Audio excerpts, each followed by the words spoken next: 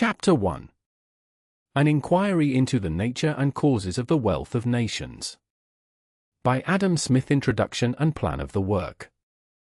The annual labor of every nation is the fund which originally supplies it with all the necessaries and conveniencies of life which it annually consumes, and which consist always either in the immediate produce of that labor, or in what is purchased with that produce from other nations.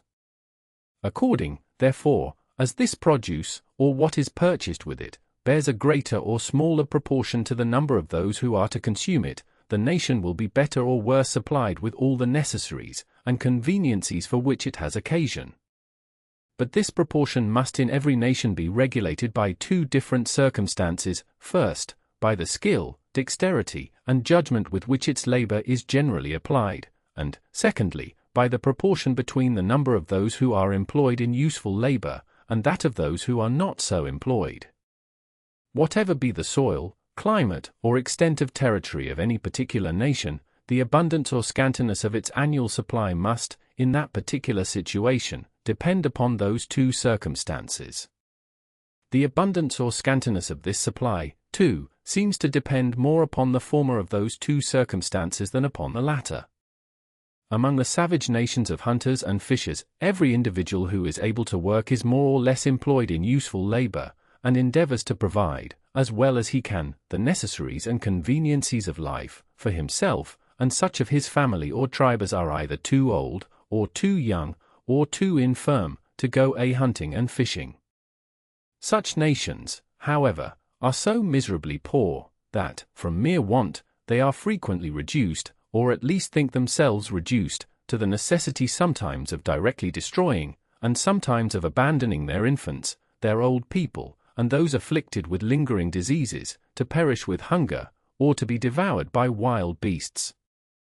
Among civilized and thriving nations, on the contrary, though a great number of people do not labor at all, many of whom consume the produce of 10 times, frequently of 100 times, more labor than the greater part of those who work, yet the produce of the whole labor of the society is so great, that all are often abundantly supplied, and a workman, even of the lowest and poorest order, if he is frugal and industrious, may enjoy a greater share of the necessaries and conveniencies of life than it is possible for any savage to acquire. The causes of this improvement in the productive powers of labor, and the order according to which its produce is naturally distributed among the different ranks and conditions of men in the society, make the subject of the first book of this inquiry. Whatever be the actual state of the skill, dexterity, and judgment with which labor is applied in any nation, the abundance or scantiness of its annual supply must depend, during the continuance of that state, upon the proportion between the number of those who are annually employed in useful labor and that of those who are not so employed. The number of useful and productive laborers, it will hereafter appear, is everywhere in proportion to the quantity of capital stock which is employed in setting them to work, and to the particular way in which it is so employed. The second book, therefore, treats of the nature of capital stock, of the manner in which it is gradually accumulated, and of the different quantities of labor which it puts into motion, according to the different ways in which it is employed.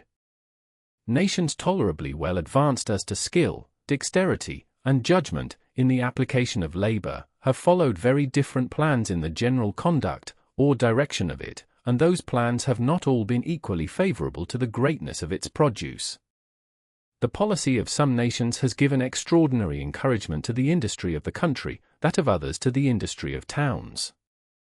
Scarce any nation has dealt equally and impartially with every sort of industry. Since the downfall of the Roman Empire, the policy of Europe has been more favorable to arts, manufactures, and commerce, the industry of towns, than to agriculture, the industry of the country. The circumstances which seem to have introduced and established this policy are explained in the third book. Though those different plans were, perhaps, first introduced by the private interests and prejudices of particular orders of men, without any regard to, or foresight of, their consequences upon the general welfare of the society, yet they have given occasion to very different theories of political economy, of which some magnify the importance of that industry which is carried on in towns, others of that which is carried on in the country. Those theories have had a considerable influence, not only upon the opinions of men of learning, but upon the public conduct of princes and sovereign states. I have endeavored, in the fourth book, to explain as fully and distinctly as I can those different theories, and the principal effects which they have produced in different ages and nations. To explain in what has consisted the revenue of the great body of the people, or what has been the nature of those funds, which, in different ages and nations, have supplied their annual consumption, is the object of these first books. The fifth and last book treats of the revenue of the sovereign or commonwealth. In this book I have endeavored to show, first, what are the necessary expenses of the sovereign or commonwealth, which of those expenses ought to be defrayed by the general contribution of the whole society, and which of them, by that of some particular part only, or of some particular members of it. Secondly, what are the different methods in which the whole society may be made to contribute towards defraying the expenses incumbent on the whole society, and what are the principal advantages and inconveniences of each of those methods, and, thirdly and lastly, what are the reasons and causes which have induced almost all modern governments to mortgage some part of this revenue, or to contract debts, and what have been the effects of those debts upon the real wealth, the annual produce of the land and labor of the society. Book I of the causes of improvement in the productive powers of labor, and of the order according to which its produce is naturally distributed among the different ranks of the people. Chapter 1. Of the division of labor. The greatest improvements in the productive powers of labor, and the greater part of the skill, dexterity, and judgment, with which it is anywhere directed, or applied, seem to have been the effects of the division of labor. The effects of the division of labor, in the general business of society, will be more easily understood, by considering in what manner it operates in some particular manufactures. It is commonly supposed to be carried furthest in some very trifling ones, not perhaps that it really is carried further in them than in others of more importance, but in those trifling manufactures which are destined to supply the small wants of but a small number of people. The whole number of workmen must necessarily be small, and those employed in every different branch of the work can often be collected into the same workhouse, and placed at once under the view of the spectator. In those great manufactures, on the contrary, which are destined to supply the great wants of the great body of the people, every different branch of the work employs so great a number of workmen, that it is impossible to collect them all into the same workhouse. We can seldom see more, at one time, than those employed in one single branch. Though in such manufactures, therefore, the work may really be divided into a much greater number of parts, than in those of a more trifling nature, the division is not near so obvious, and has accordingly been much less observed. To take an example, therefore, from a very trifling manufacture, but one in which the division of labor has been very often taken notice of, the trade of a pinmaker, a workman not educated to this business, which the division of labor has rendered a distinct trade, nor acquainted with the use of the machinery employed in it, to the invention of which the same division of labor has probably given occasion, could scarce, perhaps, with his utmost industry, make 1 pin in a day, and certainly could not make 20. But in the way in which this business is now carried on, not only the whole work is a peculiar trade, but it is divided into a number of branches, of which the greater part are likewise peculiar trades. One man draws out the wire, another straights it, a third cuts it, a fourth points it, a fifth grinds it at the top for receiving the head. To make the head requires 2 or 3 distinct operations, to put it on is a peculiar business, to whiten the pins is another, it is even a trade by itself to put them into the paper, and the important business of making a pin is, in this manner, divided into about 18 distinct operations, which, in some manufactories, are all performed by distinct hands, though in others the same man will sometimes perform 2 or 3 of them. I have seen a small manufactory of this kind, where 10 men only were employed, and where some of them consequently performed 2 or 3 distinct operations. But though they were very poor, and therefore but indifferently accommodated with the necessary machinery, they could, when they exerted themselves, make among them about 12 pounds of pins in a day. There are in a pound upwards of 4,000 pins of a middling size. Those 10 persons, therefore, could make among them upwards of 48,000 pins in a day. Each person, therefore, making a tenth part of 48,000 pins, might be considered as making 4,800 pins in a day. But if they had all wrought separately and independently, and without any of them having been educated to this peculiar business, they certainly could not each of them have made 20, perhaps not 1 pin in a day, that is, certainly, not the 240th, perhaps not the 4,800th, part of what they are at present capable of performing, in consequence of a proper division and combination of their different operations. In every other art and manufacture, the effects of the division of labor are similar to what they are in this very trifling one, though, in many of them, the labor can neither be so much subdivided, nor reduced to so great a simplicity of operation. The division of labor, however, so far as it can be introduced, occasions, in every art, a proportionable increase of the productive powers of labor.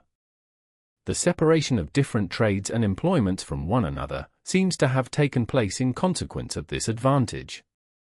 This separation, too, is generally carried furthest in those countries which enjoy the highest degree of industry and improvement. What is the work of one man, in a rude state of society, being generally that of several in an improved one. In every improved society, the farmer is generally nothing but a farmer, the manufacturer, nothing but a manufacturer. The labor, too, which is necessary to produce any one complete manufacture, is almost always divided among a great number of hands. How many different trades are employed in each branch of the linen and woolen manufactures, from the growers of the flax and the wool, to the bleachers and smoothers of the linen, or to the dyers and dressers of the cloth. The nature of agriculture, indeed, does not admit of so many subdivisions of labor, nor of so complete a separation of one business from another, as manufactures. It is impossible to separate so entirely the business of the grazier from that of the corn farmer, as the trade of the carpenter is commonly separated from that of the smith. The spinner is almost always a distinct person from the weaver, but the ploughman, the harrower, the sower of the seed, and the reaper of the corn, are often the same. The occasions for those different sorts of labor returning with the different seasons of the year, it is impossible that one man should be constantly employed in any one of them. This impossibility of making so complete and entire a separation of all the different branches of labor employed in agriculture is perhaps the reason why the improvement of the productive powers of labor in this art does not always keep pace with their improvement in manufactures. The most opulent nations, indeed, generally excel all their neighbors in agriculture as well as in manufactures, but they are commonly more distinguished by their superiority in the latter than in the former. Their lands are in general better cultivated, and having more labor and expense bestowed upon them, produce more in proportion to the extent and natural fertility of the ground. But this superiority of produce is seldom much more than in proportion to the superiority of labor and expense. In agriculture, the labor of the rich country is not always much more productive than that of the poor, or, at least, it is never so much more productive, as it commonly is in manufactures. The corn of the rich country, therefore, will not always, in the same degree of goodness, come cheaper to market than that of the poor. The corn of Poland, in the same degree of goodness, is as cheap as that of France, notwithstanding the superior opulence and improvement of the latter country. The corn of France is, in the corn provinces, fully as good, and in most years nearly about the same. Chapter 2. Of the principle which gives occasion to the division of labor. This division of labor, from which so many advantages are derived, is not originally the effect of any human wisdom, which foresees and intends that general opulence to which it gives occasion. It is the necessary, though very slow and gradual, consequence of a certain propensity in human nature, which has in view no such extensive utility, the propensity to truck, barter, and exchange one thing for another. Whether this propensity be one of those original principles in human nature of which no further account can be given, or whether, as seems more probable, it be the necessary consequence of the faculties of reason and speech, it belongs not to our present subject to inquire. It is common to all men, and to be found in no other race of animals, which seem to know neither this nor any other species of contracts. Two greyhounds, in running down the same hare, have sometimes the appearance of acting in some sort of concert. Each turns her towards his companion or endeavors to intercept her when his companion turns her towards himself. This, however, is not the effect of any contract, but of the accidental concurrence of their passions in the same object at that particular time. Nobody ever saw a dog make a fair and deliberate exchange of one bone for another with another dog. Nobody ever saw one animal, by its gestures and natural cries, signify to another, "This is mine, that yours, I am willing to give this for that." When an animal wants to obtain something either of a man or of another animal, it has no other means of persuasion, but to gain the favor of those whose service it requires. A puppy fawns upon its dam, and a spaniel endeavors, by 1,000 attractions, to engage the attention of its master who is at dinner when it wants to be fed by him. Man sometimes uses the same art with his brethren, and when he has no other means of engaging them to act according to his inclinations, endeavors by every servile and fawning attention to obtain their good will. He has not time, however, to do this upon every occasion. In civilized society he stands at all times in need of the cooperation and assistance of great multitudes, while his whole life is scarce sufficient to gain the friendship of a few persons. In almost every other race of animals, each individual, when it is grown up to maturity, is entirely independent, and in its natural state has occasion for the assistance of no other living creature. But man has almost constant occasion for the help of his brethren, and it is in vain for him to expect it from their benevolence only. He will be more likely to prevail if he can interest their self-love in his favor, and show them that it is for their own advantage to do for him what he requires of them. Whoever offers to another a bargain of any kind, proposes to do this. "Give me that which I want, and you shall have this which you want," is the meaning of every such offer, and it is in this manner that we obtain from one another the far greater part of those good offices which we stand in need of. It is not from the benevolence of the butcher, the brewer, or the baker that we expect our dinner, but from their regard to their own interest. We address ourselves, not to their humanity, but to their self-love, and never talk to them of our own necessities, but of their advantages. Nobody but a beggar chooses to depend chiefly upon the benevolence of his fellow citizens. Even a beggar does not depend upon it entirely. The charity of well-disposed people, indeed, supplies him with the whole fund of his subsistence. But though this principle ultimately provides him with all the necessaries of life which he has occasion for, it neither does nor can provide him with them as he has occasion for them. The greater part of his occasional wants are supplied in the same manner as those of other people, by treaty, by barter, and by purchase. With the money which one man gives him he purchases food. The old clothes which another bestows upon him he exchanges for other clothes which suit him better, or for lodging, or for food, or for money, with which he can buy either food, clothes, or lodging, as he has occasion. As it is by treaty, by barter, and by purchase, that we obtain from one another the greater part of those mutual good offices which we stand in need of, so it is this same trucking disposition which originally gives occasion to the division of labor. In a tribe of hunters or shepherds, a particular person makes bows and arrows, for example, with more readiness and dexterity than any other. He frequently exchanges them for cattle or for venison, with his companions, and he finds at last that he can, in this manner, get more cattle and venison, than if he himself went to the field to catch them. From a regard to his own interest, therefore, the making of bows and arrows grows to be his chief business, and he becomes a sort of armorer. Another excels in making the frames and covers of their little huts or movable houses. He is accustomed to be of use in this way to his neighbors, who reward him in the same manner with cattle, and with venison, till at last he finds it his interest to dedicate himself entirely to this employment, and to become a sort of house carpenter.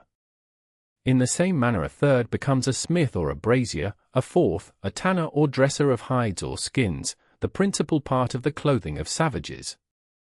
And thus the certainty of being able to exchange all that surplus part of the produce of his own labor, which is over, and above his own consumption, for such parts of the produce of other men's labor as he may have occasion for, encourages every man to apply himself to a particular occupation, and to cultivate and bring to perfection whatever talent or genius he may possess for that particular species of business.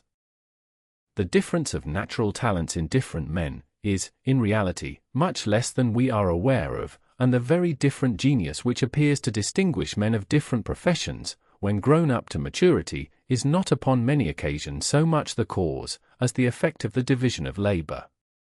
The difference between the most dissimilar characters, between a philosopher and a common street porter, for example, seems to arise not so much from nature as from habit, custom, and education.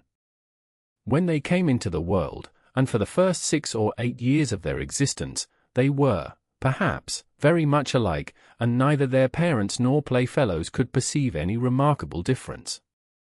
About that age, or soon after, they come to be employed in very different occupations. The difference of talents comes then to be taken notice of, and widens by degrees, till at last the vanity of the philosopher is willing to acknowledge scarce any resemblance. But without the disposition to truck, barter, and exchange, every man must have procured to himself every necessary and conveniency of life which he wanted. All must have had the same duties to perform, and the same work to do, and there could have been no such difference of employment as could alone give occasion to any great difference of talents. As it is this disposition which forms that difference of talents, so remarkable among men of different professions, so it is this same disposition which renders the difference useful. Many tribes of animals, acknowledged to be all of the same species, derive from nature a much more remarkable distinction of genius than what, antecedent to custom and education, appears to take place among men. By nature a philosopher is not in genius and disposition half so different from a street porter, as a mastiff is from a greyhound, or a greyhound from a spaniel, or this last from a shepherd's dog. Those different tribes of animals, however, though all of the same species, are of scarce any use to one another. The strength of the mastiff is not in the least supported either by the swiftness of the greyhound, or by the sagacity of the spaniel, or by the docility of the shepherd's dog. The effects of those different geniuses and talents, for want of the power or disposition to barter and exchange, cannot be brought into a common stock, and do not in the least contribute to the better accommodation and conveniency of the species. Each animal is still obliged to support and defend itself, separately and independently, and derives no sort of advantage from that variety of talents with which nature has distinguished its fellows. Among men, on the contrary, the most dissimilar geniuses are of use to one another, the different produces of their respective talents, by the general disposition to truck, barter, and exchange, being brought, as it were, into a common stock, where every man may purchase whatever part of the produce of other men's talents he has occasion for. Chapter 3. That the division of labor is limited by the extent of the market. As it is the power of exchanging that gives occasion to the division of labor, so the extent of this division must always be limited by the extent of that power, or, in other words, by the extent of the market. When the market is very small, no person can have any encouragement to dedicate himself entirely to one employment, for want of the power to exchange all that surplus part of the produce of his own labor, which is over and above his own consumption, for such parts of the produce of other men's labor as he has occasion for. There are some sorts of industry, even of the lowest kind, which can be carried on nowhere but in a great town. A porter, for example, can find employment and subsistence in no other place. A village is by much too narrow a sphere for him. Even an ordinary market town is scarce large enough to afford him constant occupation. In the lone houses and very small villages which are scattered about in so desert a country as the Highlands of Scotland, every farmer must be butcher, baker, and brewer for his own family. In such situations we can scarce expect to find even a smith, a carpenter, or a mason, within less than 20 miles of another of the same trade. The scattered families that live at 8 or 10 miles distance from the nearest of them must learn to perform themselves a great number of little pieces of work, for which, in more populous countries, they would call in the assistance of those workmen. Country workmen are almost everywhere obliged to apply themselves to all the different branches of industry that have so much affinity to one another as to be employed about the same sort of materials. A country carpenter deals in every sort of work that is made of wood, a country smith in every sort of work that is made of iron. The former is not only a carpenter, but a joiner, a cabinet maker, and even a carver in wood, as well as a wheelwright, a plowright, a cart and wagon maker. The employments of the latter are still more various. It is impossible there should be such a trade as even that of a nailer in the remote and inland parts of the Highlands of Scotland.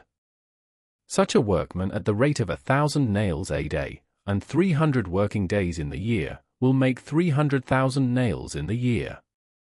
But in such a situation it would be impossible to dispose of 1,000, that is, of 1 day's work in the year. As by means of water carriage, a more extensive market is open to every sort of industry than what land carriage alone can afford it, so it is upon the sea coast, and along the banks of navigable rivers, that industry of every kind naturally begins to subdivide and improve itself, and it is frequently not till a long time after that those improvements extend themselves to the inland parts of the country. A broad-wheeled wagon, attended by 2 men, and drawn by 8 horses, in about 6 weeks' time, carries and brings back between London and Edinburgh near 4 ton weight of goods. In about the same time a ship navigated by 6 or 8 men, and sailing between the ports of London and Leith, frequently carries and brings back 200 ton weight of goods. 6 or 8 men, therefore, by the help of water carriage, can carry and bring back, in the same time, the same quantity of goods between London and Edinburgh, as 50 broad-wheeled wagons, attended by 100 men, and drawn by 400 horses. Upon 200 tons of goods, therefore, carried by the cheapest land carriage from London to Edinburgh, there must be charged the maintenance of 100 men for 3 weeks, and both the maintenance and what is nearly equal to maintenance the wear and tear of 400 horses, as well as of 50 great wagons. Whereas, upon the same quantity of goods carried by water, there is to be charged only the maintenance of 6 or 8 men, and the wear and tear of a ship of 200 tons burthen, together with the value of the superior risk, or the difference of the insurance between land and water carriage.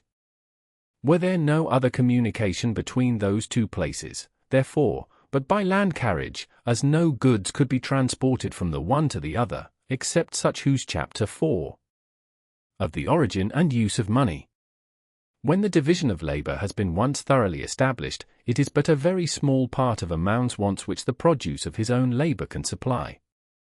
He supplies the far greater part of them by exchanging that surplus part of the produce of his own labour, which is over and above his own consumption, for such parts of the produce of other men's labour as he has occasion for. Every man thus lives by exchanging, or becomes, in some measure, a merchant, and the society itself grows to be what is properly a commercial society. But when the division of labour first began to take place, this power of exchanging must frequently have been very much clogged and embarrassed in its operations. One man, we shall suppose, has more of a certain commodity than he himself has occasion for, while another has less. The former, consequently, would be glad to dispose of, and the latter to purchase, a part of this superfluity. But if this latter should chance to have nothing that the former stands in need of, no exchange can be made between them. The butcher has more meat in his shop than he himself can consume, and the brewer and the baker would each of them be willing to purchase a part of it. But they have nothing to offer in exchange, except the different productions of their respective trades, and the butcher is already provided with all the bread and beer which he has immediate occasion for. No exchange can, in this case, be made between them. He cannot be their merchant, nor they his customers, and they are all of them thus. Chapter 2. Mutually less serviceable to one another. In order to avoid the inconveniency of such situations, every prudent man in every period of society, after the first establishment of the division of labour, must naturally have endeavoured to manage his affairs in such a manner, as to have at all times by him, besides the peculiar produce of his own industry, a certain quantity of some one commodity, or other, such as he imagined few people would be likely to refuse in exchange for the produce of their industry. Many different commodities, it is probable, were successively both thought of and employed for this purpose. In the rude ages of society, cattle are said to have been the common instrument of commerce, and, though they must have been a most inconvenient one, yet, in old times, we find things were frequently valued according to the number of cattle which had been given in exchange for them. The armor of Diomed, says Homer, cost only 9 oxen, but that of Glaucus cost 100 oxen. Salt is said to be the common instrument of commerce and exchanges in Abyssinia, a species of shells in some parts of the coast of India, dried cod at Newfoundland, tobacco in Virginia, sugar in some of our West India colonies, hides, or dressed leather in some other countries, and there is at this day a village in Scotland, where it is not uncommon, I am told, for a workman to carry nails instead of money to the baker's shop or the ale-house. In all countries, however, men seem at last to have been determined by irresistible reasons to give the preference, for this employment, to metals above every other commodity. Metals can not only be kept with as little loss as any other commodity, scarce anything being less perishable than they are, but they can likewise, without any loss, be divided into any number of parts, as by fusion those parts can easily be reunited again, a quality which no other equally durable commodities possess, and which, more than any other quality, renders them fit to be the instruments of commerce and circulation. The man who wanted to buy salt, for example, and had nothing but cattle to give in exchange for it, must have been obliged to buy salt to the value of a whole ox, or a whole sheep, at a time. He could seldom buy less than this, because what he was to give for it could seldom be divided without loss, and if he had a mind to buy more, he must, for the same reasons, have been obliged to buy double or triple the quantity, the value, to wit, of 2 or 3 oxen, or of 2 or 3 sheep. If, on the contrary, instead of sheep or oxen, he had metals to give in exchange for it, he could easily proportion the quantity of the metal to the precise quantity of the commodity which he had immediate occasion for. Different metals have been made use of by different nations for this purpose. Iron was the common instrument of commerce among the ancient Spartans, copper among the ancient Romans, and gold and silver among all rich and commercial nations. Those metals seem originally to have been made use of for this purpose in rude bars, without any stamp or coinage. Thus we are told by Pliny, Plin. His National Lib 33, cap. 3, upon the authority of Timaeus, an ancient historian, that, till the time of Servius Tullius, the Romans had no coined money, but made use of unstamped bars of copper, to purchase whatever they had occasion for. These rude bars, therefore, performed at this time the function of money. The use of metals in this rude state was attended with 2 very considerable inconveniences, first, with the trouble of weighing, and secondly, with that of assaying them. In the precious metals, where a small difference in the quantity makes a great difference in the value, even the business of weighing, with proper exactness, requires at least very accurate weights and scales. The weighing of gold, in particular, is an operation of some nicety in the coarser metals. Indeed, where a small error would be of little consequence, less accuracy would, no doubt, be necessary. Yet we should find it excessively troublesome if every time a poor man had occasion either to buy or sell a farthing's worth of goods, he was obliged to weigh the farthing. The operation of assaying is still more difficult, still more tedious, and, unless a part of the metal is fairly melted in the crucible, with proper dissolvents, any conclusion that can be drawn from it is extremely uncertain. Before the institution of coined money, however, unless they went through this tedious and difficult operation, people must always have been liable to the grossest frauds and impositions, and instead of a pound weight of pure silver, or pure copper, might receive, in exchange for their goods, an adulterated composition of the coarsest and cheapest materials, which had, however, in their outward appearance, been made to resemble those metals. To prevent such abuses, to facilitate exchanges, and thereby to encourage all sorts of industry and commerce, it has been found necessary, in all countries that have made any considerable advances towards improvement, to affix a public stamp upon certain quantities of such particular metals, as were in those countries commonly made use of to purchase goods. Hence the origin of coined money, and of those public offices called mints, institutions exactly of the same nature with those of the alnagers and stamp masters of woolen and linen cloth. All of them are equally meant to ascertain, by means of a public stamp, the quantity and uniform goodness of those different commodities when brought to market. The first public stamps of this kind that were affixed to the current metals seem in many cases to have been intended to ascertain what it was both most difficult and most important to ascertain, the goodness or fineness of the metal, and to have resembled the sterling mark which is at present affixed to plate and bars of silver, or the Spanish mark which is sometimes affixed to ingots of gold, and which, being struck only upon one side of the piece, and not covering the whole surface, ascertains the fineness, but not the weight of the metal.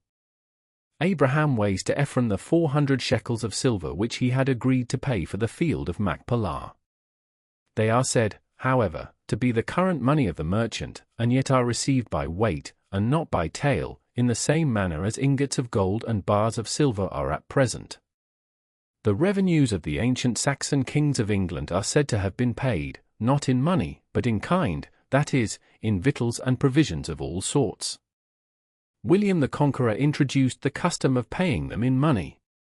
This money, however, was for a long time received at the exchequer, by weight, and not by tale. The inconveniency and difficulty of weighing those metals with exactness gave occasion to the institution of coins, of which the stamp, covering entirely both sides of the piece, and sometimes the edges too, was supposed to ascertain not only the fineness, but the weight of the metal. Such coins, therefore, were received by tale, as at present, without the trouble of weighing. The denominations of those coins seem originally to have expressed the weight or quantity of metal contained in them.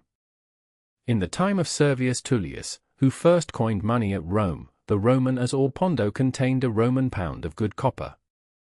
It was divided, in the same manner as our Troyes pound, into 12 ounces, each of which contained a real ounce of good copper. The English pound sterling, in the time of Edward I, contained a pound, Tower weight, of silver of a known fineness. The Tower pound seems to have been something more than the Roman pound, and something less than the Troyes pound. This last was not introduced into the Mint of England till the 18th of Henry VIII.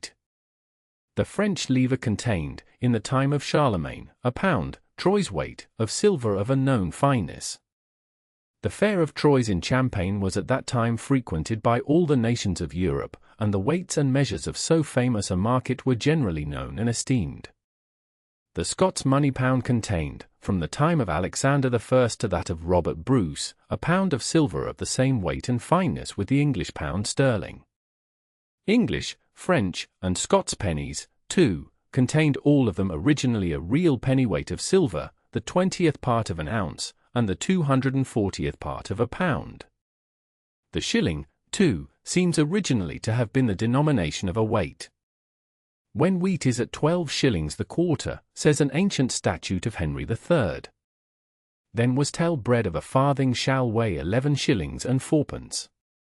The proportion, however, between the shilling, and either the penny on the one hand, or the pound on the other, seems not to have been so constant and uniform as that between the penny and the pound. During the first race of the kings of France, the French sou or shilling appears upon different occasions to have contained 5, 12, 20, and 40 pennies. Among the ancient Saxons, a shilling appears at one time to have contained only 5 pennies, and it is not improbable that it may have been as variable among them as among their neighbors, the ancient Franks. From the time of Charlemagne among the French, and from that of William the Conqueror among the English, the proportion between the pound, the shilling, and the penny seems to have been uniformly the same, as at present, though the value of each has been very different, for in every country of the world, I believe, the avarice and injustice of princes and sovereign states, abusing the confidence of their subjects, have by degrees diminished the real quantity of metal, which had been originally contained in their coins. The Roman, as, in the latter ages of the Republic, was reduced to the 24th part of its original value, and, instead of weighing a pound, came to weigh only half an ounce. The English pound and penny contain at present about a third only, the Scots pound and penny about a 36th, and the French pound and penny about a 66th part of their original value. By means of those operations, the princes and sovereign states which performed them were enabled, in appearance, to pay their debts and fulfill their engagements with a smaller quantity of silver than would otherwise have been requisite. It was indeed in appearance only, for their creditors were really defrauded of a part of what was due to them. All other debtors in the state were allowed the same privilege, and might pay with the same nominal sum of the new and debased coin whatever they had borrowed in the old. Such operations, therefore, have always proved favorable to the debtor, and ruinous to the creditor, and have sometimes produced a greater and more universal revolution in the fortunes of private persons, than could have been occasioned by a very great public calamity. It is in this manner that money has become, in all civilized nations, the universal instrument of commerce, by the intervention of which goods of all kinds are bought and sold, or exchanged for one another. What are the rules which men naturally observe, in exchanging them either for money, or for one another, I shall now proceed to examine. These rules determine what may be called the relative or exchangeable value of goods. The word value, it is to be observed, has two different meanings, and sometimes expresses the utility of some particular object, and sometimes the power of purchasing other goods which the possession of that object conveys. The one may be called a value in use, the other, value in exchange. The things which have the greatest value in use have frequently little, or no value in exchange, and, on the contrary, those which have the greatest value in exchange have frequently little or no value in use. Nothing is more useful than water, but it will purchase scarce anything can be had in exchange for it. A diamond, on the contrary, has scarce any value in use, but a very great quantity of other goods may frequently be had in exchange for it. In order to investigate the principles which regulate the exchangeable value of commodities, I shall endeavor to show. First, what is the real measure of this exchangeable value, or wherein consists the real chapters, for which I must very earnestly entreat both the patience and attention of the reader, his patience, in order to examine a detail which may, perhaps, in some places, appear unnecessarily tedious, and his attention, in order to understand what may perhaps, after the fullest explication which I am capable of giving it, appear still in some degree obscure. I am always willing to run some hazard of being tedious, in order to be sure that I am perspicuous, and, after taking the utmost pains that I can to be perspicuous, some obscurity may still appear to remain upon a subject, in its own nature extremely abstracted.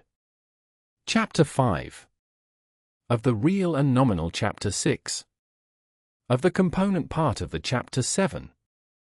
Of the natural and market chapters, endeavor to explain, as fully and distinctly as I can, the causes of those different variations. First, I shall endeavor to explain what are the circumstances which naturally determine the rate of wages, and in what manner those circumstances are affected by the riches or poverty, by the advancing, stationary, or declining state of the society. Secondly, I shall endeavor to show what are the circumstances which naturally determine the rate of profit, and in what manner, too, those circumstances are affected by the like variations in the state of the society.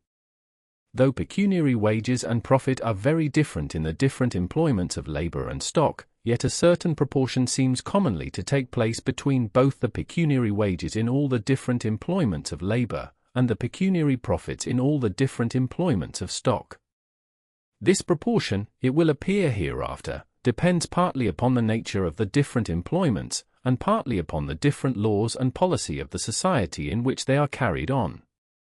But though in many respects dependent upon the laws and policy, this proportion seems to be little affected by the riches or poverty of that society, by its advancing, stationary, or declining condition, but to remain the same, or very nearly the same, in all those different states. I shall, in the third place, endeavor to explain all the different circumstances which regulate this proportion. In the fourth and last place, I shall endeavor to show what are the circumstances which regulate the rent of land, and which either raise or lower the real. Chapter 8. Of the wages of labor. The produce of labor constitutes the natural recompense or wages of labor. In that original state of things which precedes both the appropriation of land and the accumulation of stock, the whole produce of labor belongs to the laborer. He has neither landlord nor master to share with him. Had this state continued, the wages of labor would have augmented with all those improvements in its productive powers, to which the division of labor gives occasion. All things would gradually have become cheaper. They would have been commodities, state of things be exchanged for one another, they would have been purchased likewise with the produce of a smaller quantity. But though all things would have become cheaper in reality, in appearance many things might have become dearer than before, or have been exchanged for a greater quantity of other goods. Let us suppose, for example, that in the greater part of employments the productive powers of labor had been improved to tenfold, or that a day's labor could produce 10 times the quantity of work which it had done originally, but that in a particular employment they had been improved only to double, or that a day's labor could produce only twice the quantity of work which it had done before. In exchanging the produce of a day's labor in the greater part of employments for that of a day's labor in this particular one, 10 times the original quantity of work in them would purchase only twice the original quantity in it. Any particular quantity in it, therefore, a pound weight, for example, would appear to be 5 times dearer than before. In reality, however, it would be twice as cheap. Though it required 5 times the quantity of other goods to purchase it, it would require only half the quantity of labor either to purchase or to produce it. The acquisition, therefore, would be twice as easy as before. But this original state of things, in which the laborer enjoyed the whole produce of his own labor, could not last beyond the first introduction of the appropriation of land and the accumulation of stock. It was at an end, therefore, long before the most considerable improvements were made in the productive powers of labor, and it would be to no purpose to trace further what might have been its effects upon the recompense or wages of labor. As soon as land becomes private property, the landlord demands a share of almost all the produce which the laborer can either raise or collect from it. His rent makes the first deduction from the produce of the labor which is employed upon land. It seldom happens that the person who tills the ground has wherewithal to maintain himself till he reaps the harvest. His maintenance is generally advanced to him from the stock of a master, the farmer who employs him, and who would have no interest to employ him, unless he was to share in the produce of his labor, or unless his stock was to be replaced to him with a profit. This profit makes a second deduction from the produce of the labor which is employed upon land. The produce of almost all other labor is liable to the like deduction of profit. In all arts and manufactures, the greater part of the workmen stand in need of a master, to advance them the materials of their work, and their wages and maintenance, till it be completed. He shares in the produce of their labor, or in the value which it adds to the materials upon which it is bestowed, and in this share consists his profit. It sometimes happens, indeed, that a single independent workman has stock sufficient both to purchase the materials of his work, and to maintain himself till it be completed.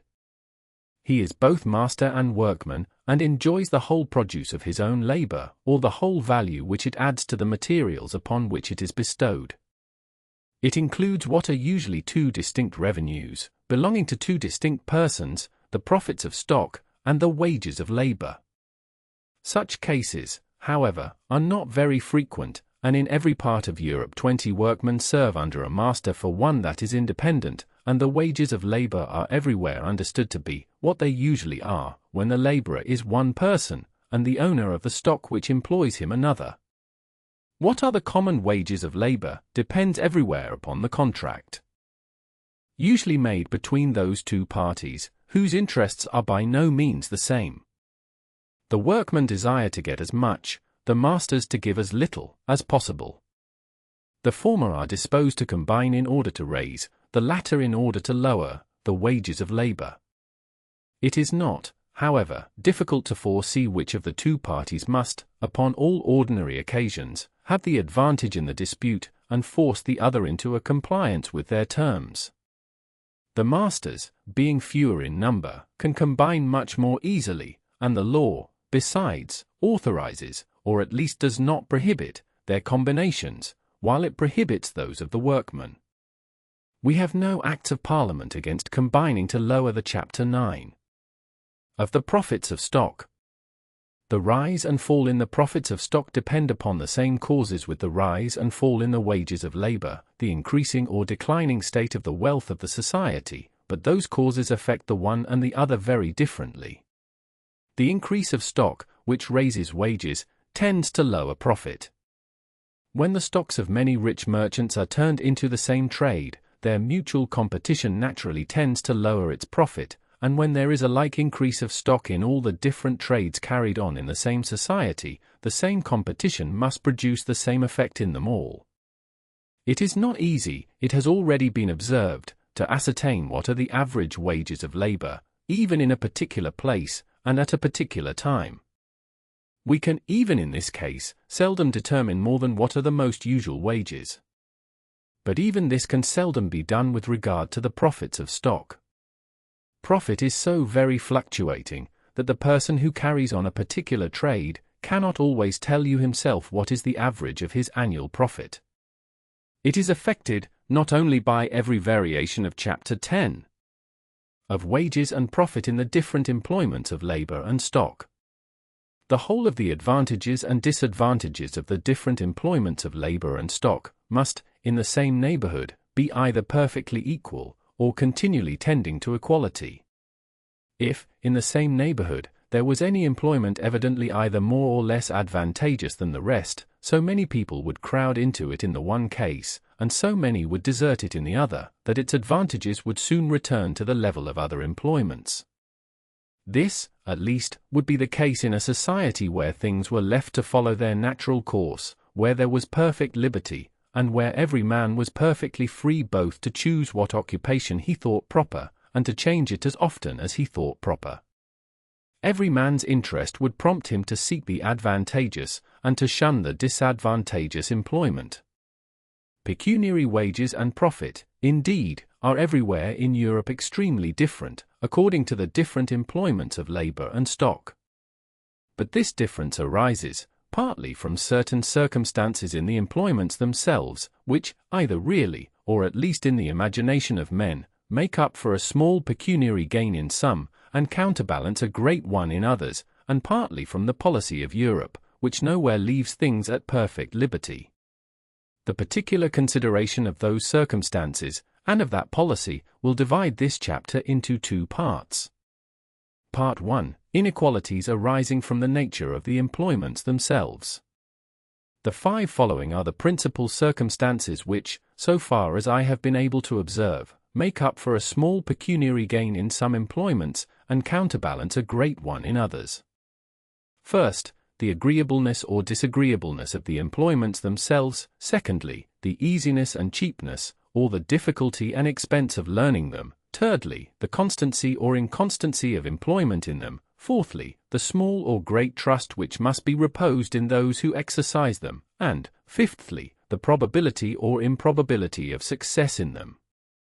First, the wages of labor vary with the ease or hardship, the cleanliness or dirtiness, the honorableness or dishonorableness of the employment.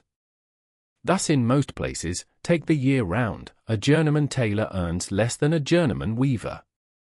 His work is much easier. A journeyman weaver earns less than a journeyman smith. His work is not always easier, but it is much cleanlier. A journeyman blacksmith, though an artificer, seldom earns so much in 12 hours, as a collier, who is only a laborer, does in 8. His work is not quite so dirty, is less dangerous, and is carried on in daylight, and above ground. Honor makes a great part of the reward of all honorable professions. In point of pecuniary gain, all things considered, they are generally underrecompensed, as I shall endeavor to show by and by. Disgrace has the contrary effect. The trade of a butcher is a brutal and an odious business, but it is in most places more profitable than the greater part of common trades. The most detestable of all employments, that of public executioner, is, in proportion to the quantity of work done, better paid than any common trade whatever.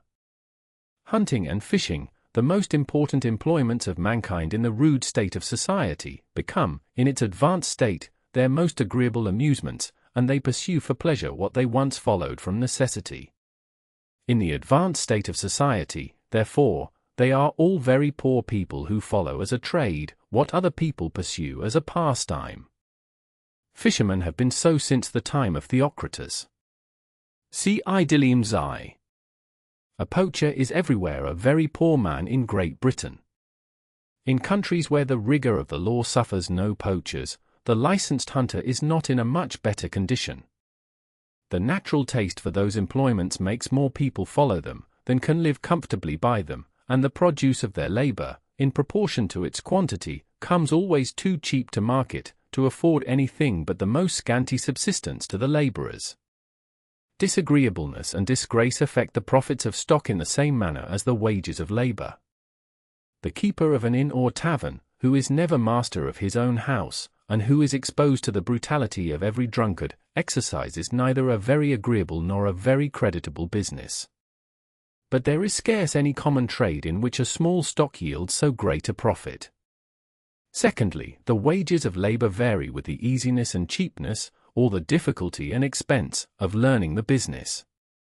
When any expensive machine is erected, the extraordinary work to be performed by it before it is worn out, it must be expected, will replace the capital laid out upon it, with at least the ordinary profits. A man educated at the expense of much labor and time to any of those employments which require extraordinary dexterity and skill, may be compared to one of those expensive machines. The work which he learns to perform, it must be expected, over and above the usual wages of common labor, will replace to him the whole expense of his education, with at least the ordinary profits of an equally valuable capital. It must do this too in a reasonable time, regard being had to the very uncertain duration of human life, in the same manner as to the more certain duration of the machine. The difference between the wages of skilled labor and those of common labor is founded upon this principle. The policy of Europe considers the labor of all mechanics, artificers, and manufacturers as skilled labor, and that of all country laborers as common labor. It seems to suppose that of the former to be of a more nice and delicate nature than that of the latter. It is so perhaps in some cases, but in the greater part it is quite otherwise, as I shall endeavor to show by and by. The laws and customs of Europe, therefore, in order to qualify any person for exercising the one species of labor, impose the necessity of an apprenticeship, though with different degrees of rigor in different places. They leave the other free and open to everybody. During the continuance of the apprenticeship, the whole labor of the apprentice belongs to his master.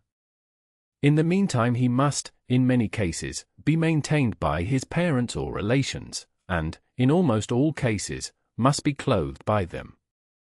Some money, too, is commonly given to the master for teaching him his trade. They who cannot give money, give time, or become bound for more than the usual number of years, a consideration which, though it is not always advantageous to the master, on account of the usual idleness of apprentices, is always disadvantageous to the apprentice. In country labor, on the contrary, the laborer, while he is employed about the easier, learns the more difficult parts of his business, and his own labor maintains him through all the different stages of his employment. It is reasonable, therefore, that in Europe the wages of mechanics, artificers, and manufacturers should be somewhat higher than those of common laborers. They are so accordingly, and their superior gains make them, in most places, be considered as a superior rank of people.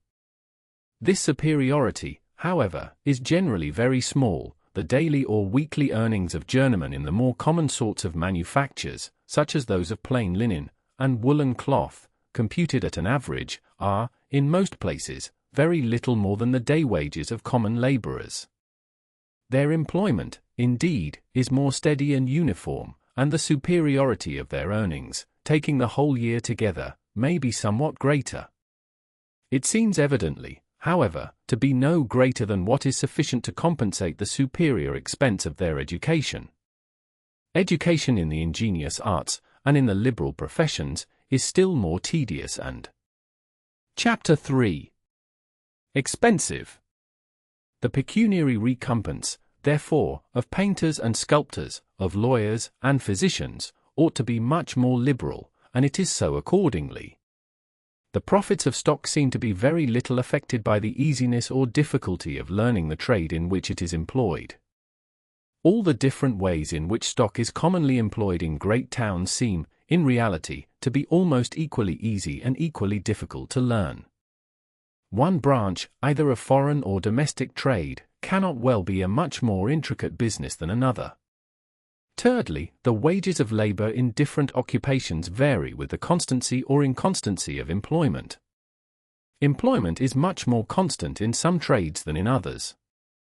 In the greater part of manufactures, a journeyman may be pretty sure of employment almost every day in the year that he is able to work. A mason or bricklayer, on the contrary, can work neither in hard frost nor in foul weather, and his employment at all other times depends upon the occasional calls of his customers. He is liable, in consequence, to be frequently without any. What he earns, therefore, while he is employed, must not only maintain him while he is idle, but make him some compensation for those anxious and desponding moments which the thought of so precarious a situation must sometimes occasion. Where the computed earnings of the greater part of manufacturers, accordingly, are nearly upon a level with the day wages of common laborers, those of masons and bricklayers are generally from one-half more to double those wages. Where common laborers earn 4 or 5 shillings a week, masons and bricklayers frequently earn 7 and 8, where the former earn 6, the latter often earn 9 and 10, and where the former earn 9 and 10, as in London, the latter commonly earn 15 and 18. No species of skilled labor, however, seems more easy to learn than that of masons and bricklayers. Chairmen in London, during the summer season, are said sometimes to be employed as bricklayers. The high wages of those workmen, therefore, are not so much the recompense of their skill, as the compensation for the inconstancy of their employment. A house carpenter seems to exercise rather a nicer and a more ingenious trade than a mason. In most places, however, for it is not universally so, his day wages are somewhat lower. His employment, though it depends much, does not depend so entirely upon the occasional calls of his customers, and it is not liable to be interrupted by the weather. When the trades which generally afford constant employment happen in a particular place not to do so, the wages of the workmen always rise a good deal above their ordinary proportion to those of common labor. In London, almost all journeyman artificers are liable to be called upon and dismissed by their masters from day to day, and from week to week, in the same manner as day labourers in other places. The lowest order of artificers, journeyman tailors, accordingly, earn their half a crown a day, though 18 pence may be reckoned the wages of common labour. In small towns and country villages, the wages of journeyman tailors frequently scarce equal those of common labour, but in London they are often many weeks without employment, particularly during the summer. When the inconstancy of employment is combined with the hardship, disagreeableness, and dirtiness of the work, it sometimes raises the wages of the most common labour above those of the most skilful artificers. A collier working by the piece is supposed, at Newcastle, to earn commonly about double, and, in many parts of Scotland, about 3 times, the wages of common labour. His high wages arise altogether from the hardship, disagreeableness, and dirtiness of his work. His employment may, upon most occasions, be as constant as he pleases. The coal heavers in London exercise a trade which, in hardship, dirtiness, and disagreeableness, almost equals that of colliers, and, from the unavoidable irregularity in the arrivals of coal ships, the employment of the greater part of them is necessarily very inconstant. If colliers, therefore, commonly earn double and triple the wages of common labour, it ought not to seem unreasonable that coal heavers should sometimes earn 4 and 5 times those wages. In the inquiry made into their condition a few years ago, it was found that, at the rate at which they were then paid, they could earn from 6 to 10 shillings a day. 6 shillings are about 4 times the wages of common labour in London, and, in every particular trade, the lowest common earnings may always be considered as those of the far greater number. How extravagant soever those earnings may appear, if they were more than sufficient to compensate all the disagreeable circumstances of the business, there would soon be so great a number of competitors, as, in a trade which has no exclusive privilege, would quickly reduce them to a lower rate. The constancy or inconstancy of employment cannot affect the ordinary profits of stock in any particular trade. Whether the stock is or is not constantly employed, depends, not upon the trade, but the trader. Fourthly, the wages of labor vary according to the small or great trust which must be reposed in the workman. The wages of goldsmiths and jewelers are everywhere superior to those of many other workmen, not only of equal, but of much superior ingenuity, on account of the precious materials with which they are entrusted. We trust our health to the physician, our fortune, and sometimes our life and reputation, to the lawyer and attorney. Such confidence could not safely be reposed in people of a very mean or low condition. Their reward must be such, therefore, as may give them that rank in the society which so important a trust requires.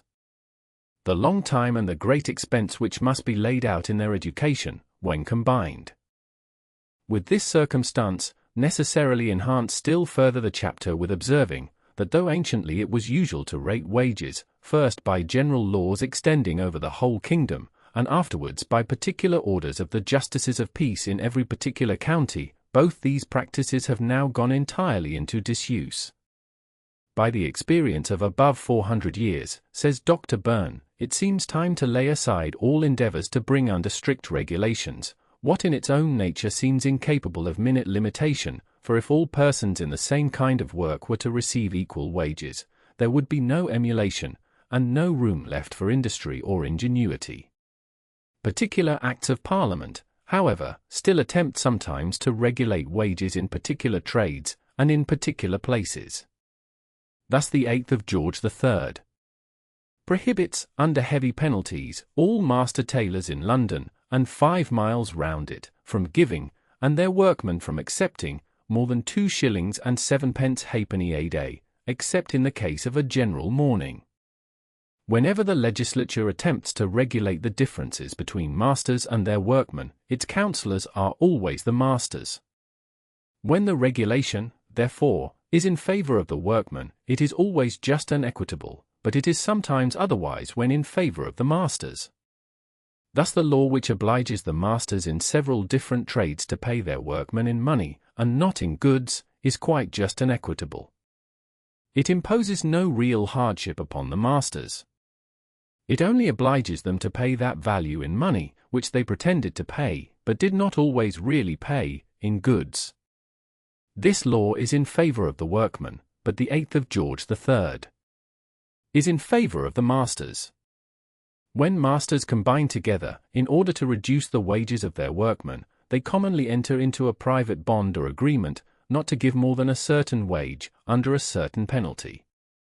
Were the workmen to enter into a contrary combination of the same kind, not to accept of a certain wage, under a certain penalty, the law would punish them very severely, and, if it dealt impartially, it would treat the masters in the same manner. But the 8th of George III enforces by law that very regulation which masters sometimes attempt to establish by such combinations. The complaint of the workman, that it puts the ablest and most industrious upon the same footing with an ordinary workman, seems perfectly well founded. In ancient times, too, it was usual to attempt to regulate the profits of merchants and other dealers, by regulating the Chapter 11 of the rent of land. Rent, considered as the chapter into 3 parts. Part 1. Of the produce of land which always affords rent. As men, like all other animals, naturally multiply in proportion to the means of their subsistence, food is always more or less in demand. It can always purchase or command a greater or smaller quantity of labor, and somebody can always be found who is willing to do something in order to obtain it. The quantity of labor, indeed, which it can purchase, is not always equal to what it could maintain, if managed in the most economical manner, on account of the high wages which are sometimes given to labor, but it can always purchase such a quantity of labor as it can maintain, according to the rate at which that sort of labor is commonly maintained in the neighborhood. But land, in almost any situation, produces a greater quantity of food than what is sufficient to maintain all the labor necessary for bringing it to market, in the most liberal way in which that labor is ever maintained. The surplus, too, is always more than sufficient to replace the stock which employed that labor, together with its profits. Something, therefore, always remains for a rent to the landlord. The most desert moors in Norway and Scotland produce some sort of pasture for cattle, of which the milk and the increase are always more than sufficient, not only to maintain all the labor necessary for tending them, and to pay the ordinary profit to the farmer or the owner of the herd or flock, but to afford some small rent to the landlord. The rent increases in proportion to the goodness of the pasture. The same extent of ground not only maintains a greater number of cattle, but as they are brought within a smaller compass, less labor becomes requisite to tend them, and to collect their produce. The landlord gains both ways, by the increase of the produce, and by the diminution of the labor which must be maintained out of it. The rent of land not only varies with its fertility, whatever be its produce, but with its situation, whatever be its fertility. Land in the neighborhood of a town gives a greater rent than land equally fertile in a distant part of the country. Though it may cost no more labor to cultivate the one than the other, it must always cost more to bring the produce of the distant land to market. A greater quantity of labor, therefore, must be maintained out of it, and the surplus, from which are drawn both the profit of the farmer and the rent of the landlord, must be diminished. But in remote parts of the country, the rate of profit, as has already been shown, is generally higher than in the neighborhood of a large town. A smaller proportion of this diminished surplus, therefore, must belong to the landlord.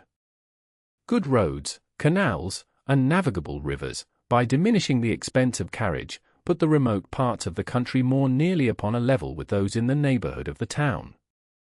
They are upon that account the greatest of all improvements.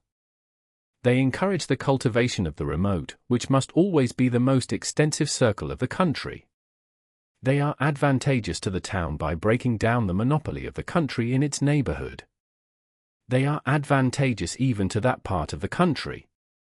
Though they introduce some rival commodities into the old market, they open many new markets to its produce.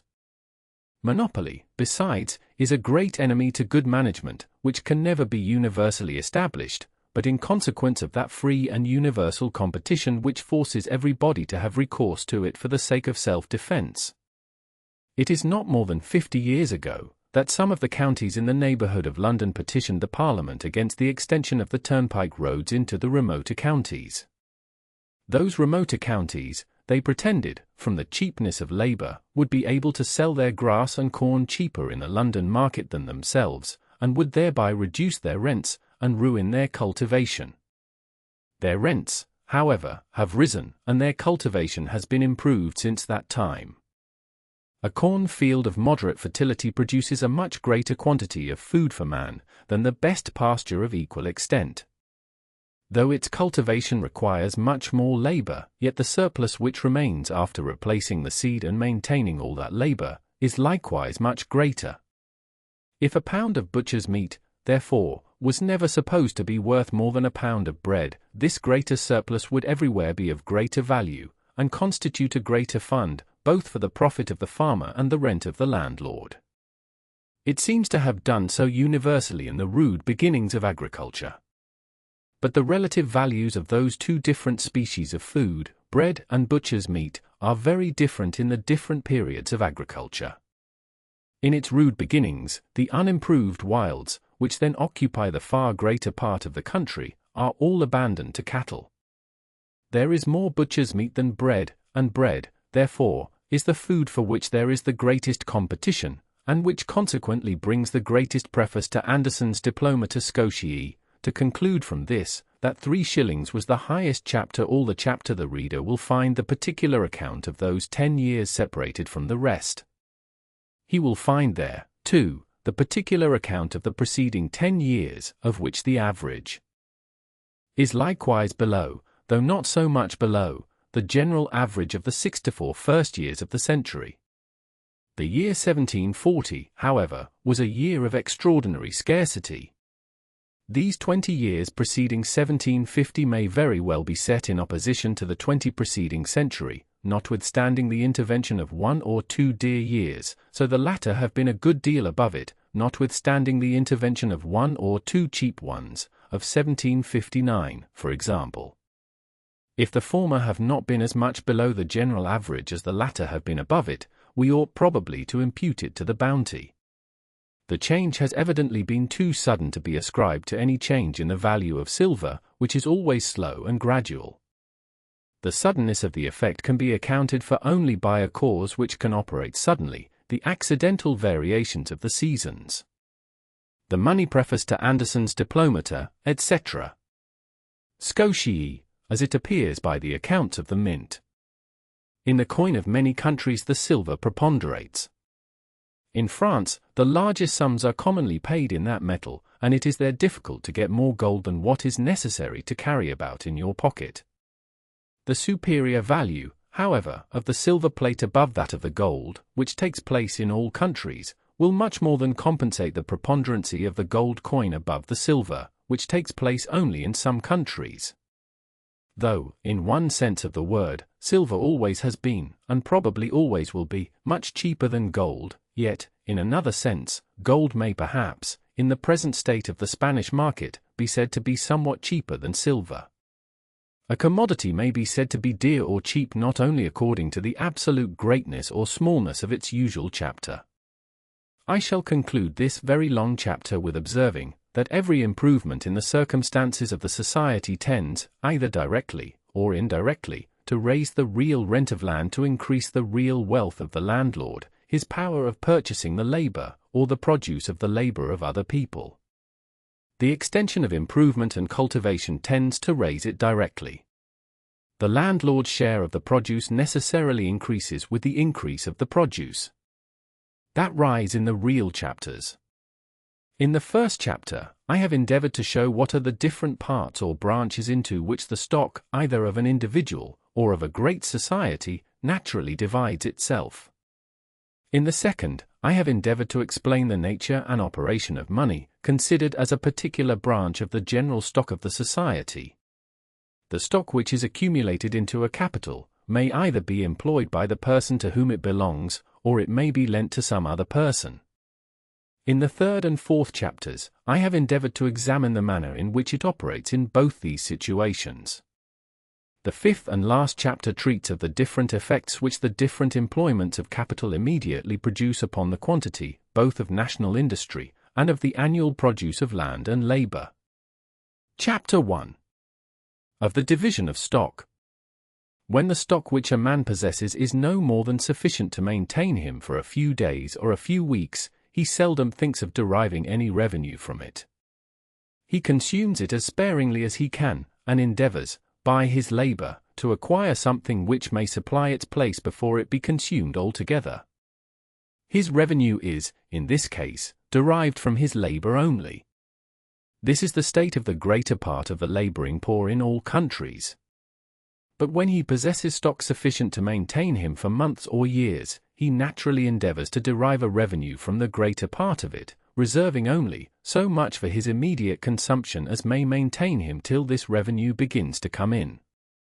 His whole stock, therefore, is distinguished into two parts. That part which he expects is to afford him this revenue is called his capital.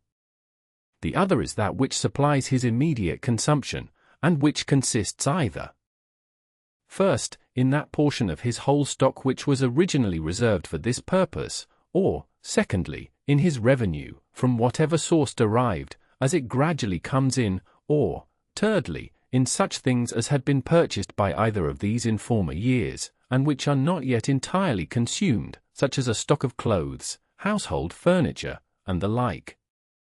In one or other, or all of these three articles, consists the stock which men commonly reserve for their own immediate consumption.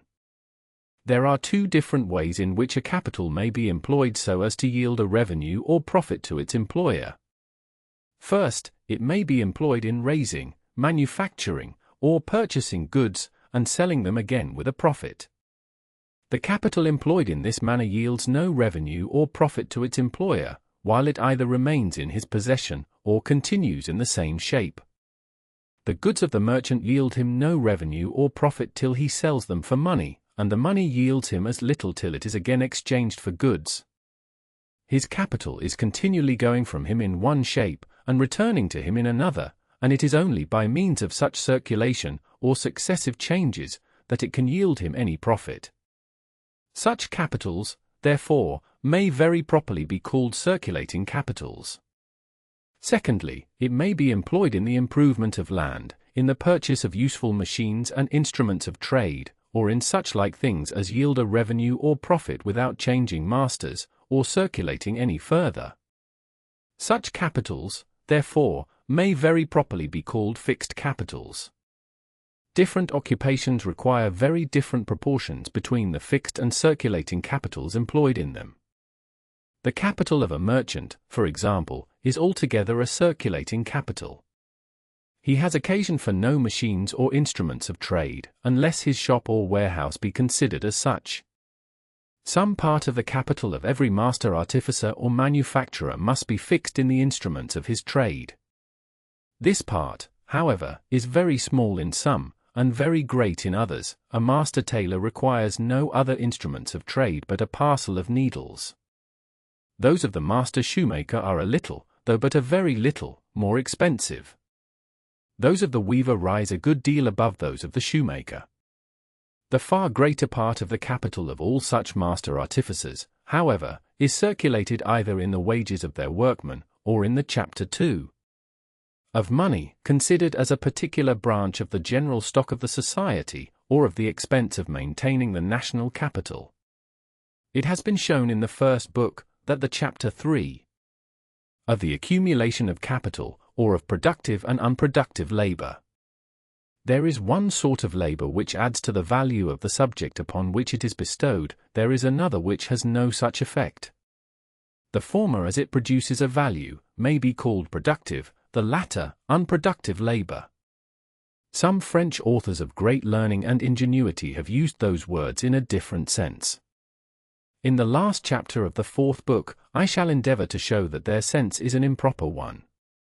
Thus the labor of a manufacturer adds generally to the value of the materials which he works upon, that of his own maintenance, and of his master's profit. The labor of a menial servant, on the contrary, adds to the value of nothing. Though the manufacturer has his wages advanced to him by his master, he in reality costs him no expense, the value of those wages being generally restored, together with a profit, in the improved value of the subject upon which his labor is bestowed. But the maintenance of a menial servant never is restored. A man grows rich by employing a multitude of manufacturers, he grows poor by maintaining a multitude or menial servants. The labor of the latter, however, has its value, and deserves its reward as well as that of the former. But the labor of the manufacturer fixes and realizes itself in some particular subject or vendible commodity, which lasts for some time at least after that labor is past. It is, as it were, a certain quantity of labor stocked and stored up, to be employed, if necessary, upon some other occasion. That subject, or, what is the same thing, the Chapter 4 of stock lent at interest. The stock which is lent at interest is always considered as a capital by the lender. He expects that in due time it is to be restored to him, and that, in the meantime, the borrower is to pay him a certain annual rent for the use of it. The borrower may use it either as a capital, or as a stock reserved for immediate consumption. If he uses it as a capital, he employs it in the maintenance of productive laborers, who reproduce the value, with a profit. He can, in this case, both restore the capital, and pay the interest, without alienating or encroaching upon any other source of revenue. If he uses it as a stock reserved for immediate consumption, he acts the part of a prodigal, and dissipates, in the maintenance of the idle, what was destined for the support of the industrious. He can, in this case, neither restore the capital nor pay the interest, without either alienating or encroaching upon some other source of revenue, such as the property or the rent of land. The stock which is lent at interest is, no doubt, occasionally employed in both these ways, but in the former much more frequently than in the latter. The man who borrows in order to spend will soon be ruined, and he who lends to him will generally have occasion to repent of his folly. To borrow or to lend for such a purpose, therefore, is, in all cases, where gross usury is out of the question, contrary to the interest of both parties, and though it no doubt happens sometimes, that people do both the one and the other, yet, from the regard that all men have for their own interest, we may be assured that it cannot happen so very frequently as we are sometimes apt to imagine. Ask any rich man of common prudence, to which of the two sorts of people he has lent the greater part of his stock, to those who he thinks will employ it profitably, or to those who will spend it idly, and he will laugh at you for proposing the question. Even among borrowers, therefore, not the people in the world most famous for frugality, the number of the frugal and industrious surpasses considerably that of the prodigal and idle. The only people to whom stock is commonly lent, without their being expected to make any very profitable use of it, are country gentlemen, who borrow upon mortgage. Even they scarce ever borrow merely to spend. What they borrow, one may say, is commonly spent before they borrow it. They have generally consumed so great a quantity of goods, advanced to them upon credit by shopkeepers and tradesmen, that they find it necessary to borrow at interest, in order to pay the debt. The capital borrowed replaces the capitals of those shopkeepers and tradesmen which the country gentlemen could not have replaced from the rents of their estates. It is not properly borrowed in order to be spent, but in order to replace a capital which had been spent before. Almost all loans at interest are made in money, either of paper, or of gold and silver, but what the borrower really wants, and what the lender readily supplies him with, is not the money, but the money's worth, or the goods which it can purchase. If he wants it as a stock for immediate consumption, it is those goods only which he can place in that stock. If he wants it as a capital for employing industry, it is from those goods only that the industrious can be furnished with the tools, materials, and maintenance necessary for carrying on their work. By means of the loan, the lender, as it were, assigns to the borrower his right to a certain portion of the annual produce of the land and labor of the country, to be employed as the borrower pleases. The quantity of stock, therefore, or, as it is commonly expressed, of money, which can be lent at interest in any country, is not regulated by the value of the money, whether paper or coin, which serves as the instrument of the different loans made in that country, but by the value of that part of the annual produce, which, as soon as it comes either from the ground, or from the hands of the productive laborers, is destined, not only for replacing a capital, but such a capital as the owner does not care to be at the trouble of employing himself. As such capitals are commonly lent out and paid back in money, they constitute what is called the moneyed interest. It is distinct, not only from the landed, but from the trading and manufacturing interests, as in these last the owners themselves employ their own capitals. Even in the moneyed interest, however, the money is, as it were, but the deed of assignment, which conveys from one hand to another those capitals which the owners do not care to employ themselves. Those capitals may be greater, in almost any proportion, than the amount of the money which serves, as the instrument of their conveyance, the same pieces of money successively serving for many different loans, as well as for many different purchases. A, for example, lends to W £1,000, with which W immediately purchases of B £1,000 worth of goods. B, having no occasion for the money himself, lends the identical pieces to X, with which X immediately purchases of C another £1,000 worth of goods. C, in the same manner, and for the same reason, lends them to Y, who again purchases goods with them of D. In this manner, the same pieces, either of coin or of paper, may, in the course of a few days, serve as the instrument of 3 different loans, and of 3 different purchases, each of which is, in value, equal to the whole amount of those pieces. What the 3 moneyed men, A, B, and C, assign to the 3 borrowers, W, X, and Y, is the power of making those purchases. In this power consist both the value and the use of the loans. The stock lent by the 3 moneyed men is equal to the value of the goods which can be purchased with it, and is 3 times greater than that of the money with which the purchases are made.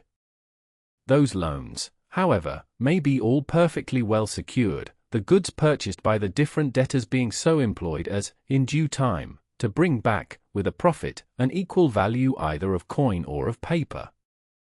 And as the same pieces of money can thus serve as the instrument of different loans to 3, or, for the same reason, to 30 times their value, so they may likewise successively serve as the instrument of. Chapter 4. Repayment. a capital lent at interest may, in this manner, be considered as an assignment, from the lender to the borrower, of a certain considerable portion of the annual produce, upon condition that the borrower in return shall, during the continuance of the loan, annually assign to the lender a small portion, called the interest, and, at the end of it, a portion equally considerable with that which had originally been assigned to him, called the repayment. Though money, either coin or paper, serves generally as the deed of assignment, both to the smaller and to the more considerable portion, it is itself altogether different from what is assigned by it. In proportion as that share of the annual produce which, as soon as it comes either from the ground, or from the hands of the productive laborers, is destined for replacing a capital, increases in any country, what is called the moneyed interest naturally increases with it. The increase of those particular capitals from which the owners wish to derive a revenue, without being at the trouble of employing them themselves, naturally accompanies the general increase of capitals, or, in other words, as stock increases, the quantity of stock to be lent at interest grows gradually greater and greater. As the quantity of stock to be lent at interest increases, the interest, or the Chapter 5 of the different employments of capitals. Though all capitals are destined for the maintenance of productive labor only, yet the quantity of that labor which equal capitals are capable of putting into motion varies extremely according to the diversity of their employment, as does likewise the value which that employment adds to the annual produce of the land and labor of the country. A capital may be employed in 4 different ways, either, first, in procuring the rude produce annually required for the use and consumption of the society, or, secondly, in manufacturing and preparing that rude produce for immediate use and consumption, or, thirdly, in transporting either the rude or manufactured produce from the places where they abound to those where they are wanted, or, lastly, in dividing particular portions of either into such small parcels as suit the occasional demands of those who want them. In the first way are employed the capitals of all those who undertake improvement or cultivation of lands, mines, or fisheries, in the second, those of all master manufacturers, in the third, those of all wholesale merchants, and in the fourth, those of all retailers.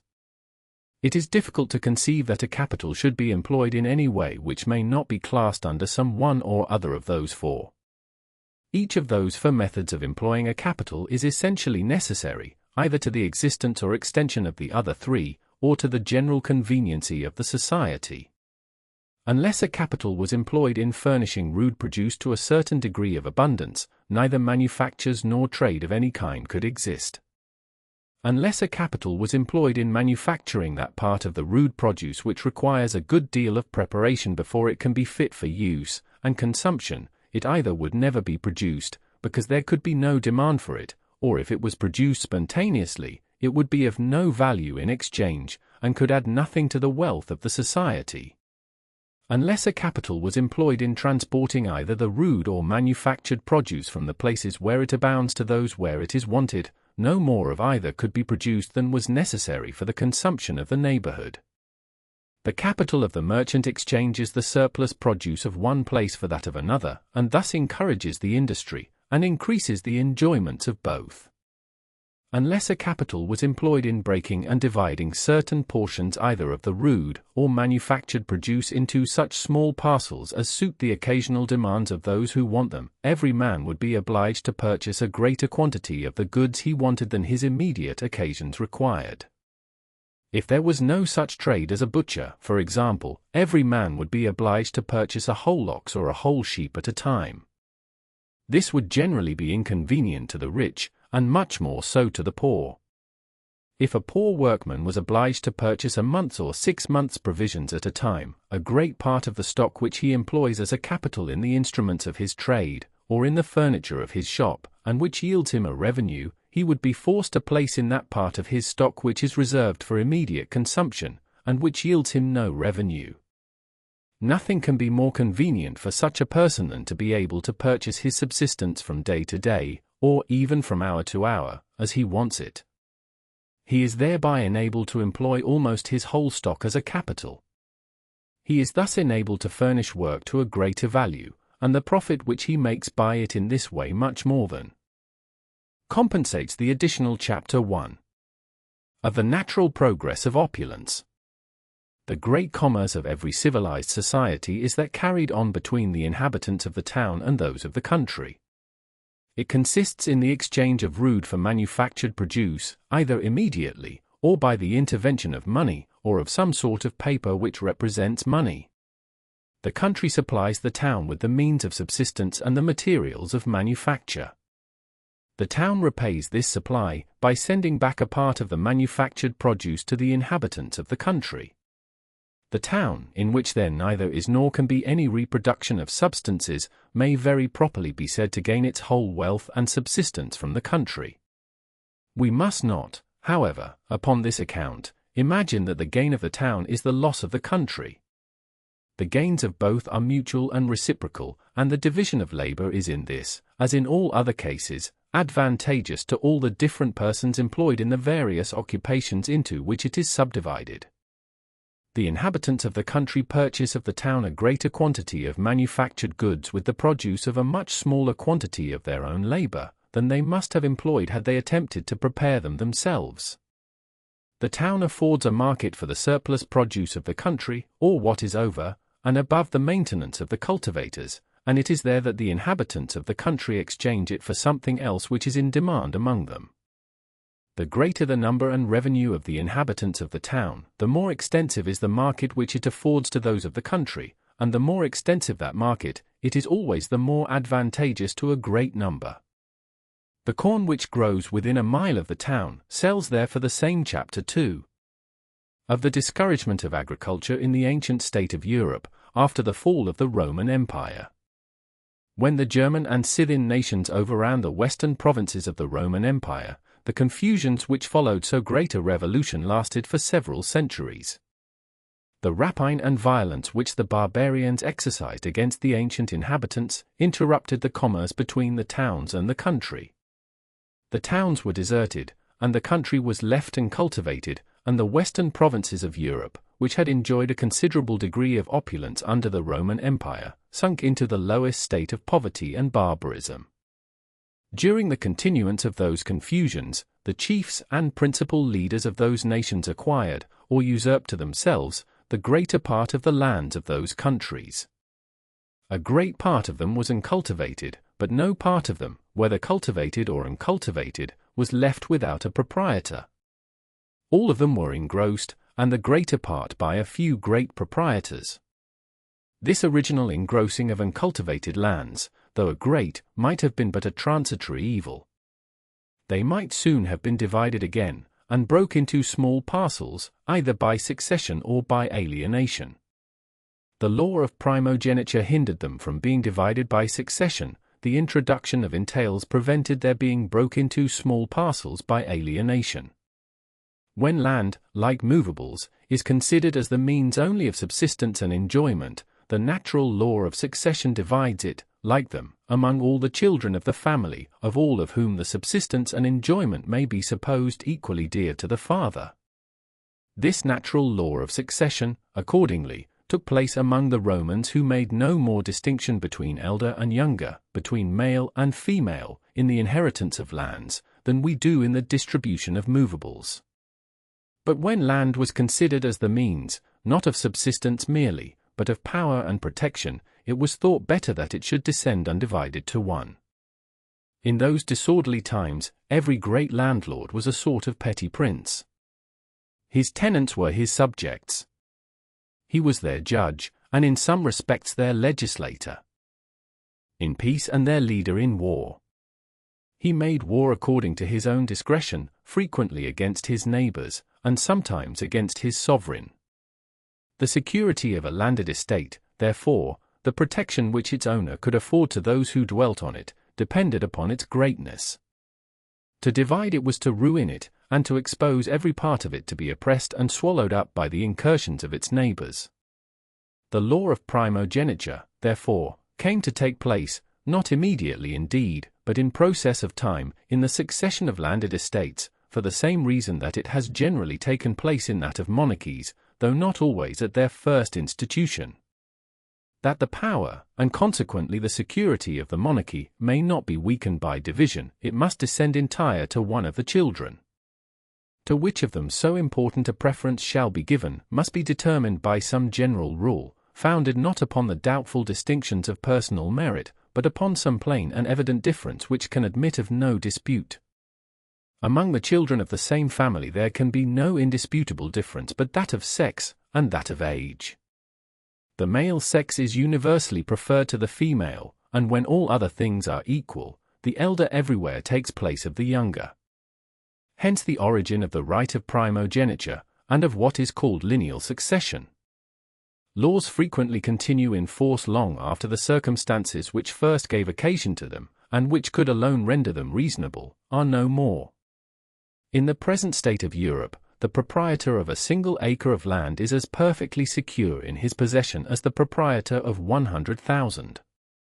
The right of primogeniture, however, still continues to be respected, and as of all institutions it is the fittest to support the pride of family distinctions, it is still likely to endure for many centuries. In every other respect, nothing can be more contrary to the real interest of a numerous family than a right which, in order to enrich one, beggars all the rest of the children. Entails are the natural consequences of the law of primogeniture. They were introduced to preserve a certain lineal succession, of which the law of primogeniture first gave the idea, and to hinder any part of the original estate from being carried out of the proposed line, either by gift, or device, or alienation, either by the folly, or by the misfortune of any of its successive owners. They were altogether unknown to the Romans. Neither their substitutions, nor fideikommisses, bear any resemblance to entails, though some French lawyers have thought proper to dress the modern institution in the language and garb of those ancient ones. When great landed estates were a sort of principalities, entails might not be unreasonable. Like what are called the fundamental laws of some monarchies, they might frequently hinder the security of thousands from being endangered by the ca. Chapter 3. Of the rise and progress of cities and towns, after the fall of the Roman Empire. The inhabitants of cities and towns were, after the fall of the Roman Empire, not more favored than those of the country. They consisted, indeed, of a very different order of people from the first inhabitants of the ancient republics of Greece and Italy. These last were composed chiefly of the proprietors of lands, among whom the public territory was originally divided, and who found it convenient to build their houses in the neighborhood of one another, and to surround them with a wall, for the sake of common defense. After the fall of the Roman Empire, on the contrary, the proprietors of land seem generally to have lived in fortified castles on their own estates, and in the midst of their own tenants and dependents. The towns were chiefly inhabited by tradesmen and mechanics, who seem, in those days, to have been of servile, or very nearly of servile condition. The privileges which we find granted by ancient charters to the inhabitants of some of the principal towns in Europe, sufficiently show what they were before those grants. The people to whom it is granted as a privilege, that they might give away their own daughters in marriage without the consent of their lord, that upon their death their own children, and not their lord, should succeed to their goods, and that they might dispose of their own effects by will, must, before those grants, have been either altogether, or very nearly, in the same state of villanage with the occupiers of land in the country. They seem, indeed, to have been a very poor, mean set of people, who seemed to travel about with their goods from place to place, and from fair to fair, like the hawkers and peddlers of the present times. In all the different countries of Europe then, in the same manner as in several of the Tartar governments of Asia at present, taxes used to be levied upon the persons and goods of travellers, when they passed through certain manors, when they went over certain bridges, when they carried about their goods from place to place in a fair, when they erected in it a booth or stall to sell them in. These different taxes were known in England by the names of passage, pontage, lastage, and stallage. Sometimes the king, sometimes a great lord, who had, it seems, upon some occasions, authority to do this, would grant to particular traders, to such particularly as lived in their own domains, a general exemption from such taxes. Such traders, though in other respects of servile, or very nearly of servile condition, were upon this account called free traders. They, in return, usually paid to their protector a sort of annual poll tax. In those days protection was seldom granted without a valuable consideration, and this tax might perhaps be considered as compensation for what their patrons might lose by their exemption from other taxes. At first, both those poll taxes and those exemptions seem to have been altogether personal, and to have affected only particular individuals, during either their lives, or the pleasure of their protectors. In the very imperfect accounts which have been published from Domesday Book, of several of the towns of England, mention is frequently made, sometimes of the tax which particular burghers paid, each of them either to the king, or to some other great lord, for this sort of protection, and sometimes of the general amount only of all those taxes. See Brady's Historical Treatise of Cities and Boroughs, page 3, etc. But how servile soever may have been originally the condition of the inhabitants of the towns, it appears evidently that they arrived at liberty and independency much earlier than the occupiers of land in the country. That part of the king's revenue which arose from such poll taxes in any particular town used commonly to be let in farm, during a term of years, for a rent certain, sometimes to the sheriff of the county, and sometimes to other persons. The burghers themselves frequently got credit enough to be admitted to farm the revenues of this sort which arose out of their own town, they becoming jointly and severally answerable for the whole rent.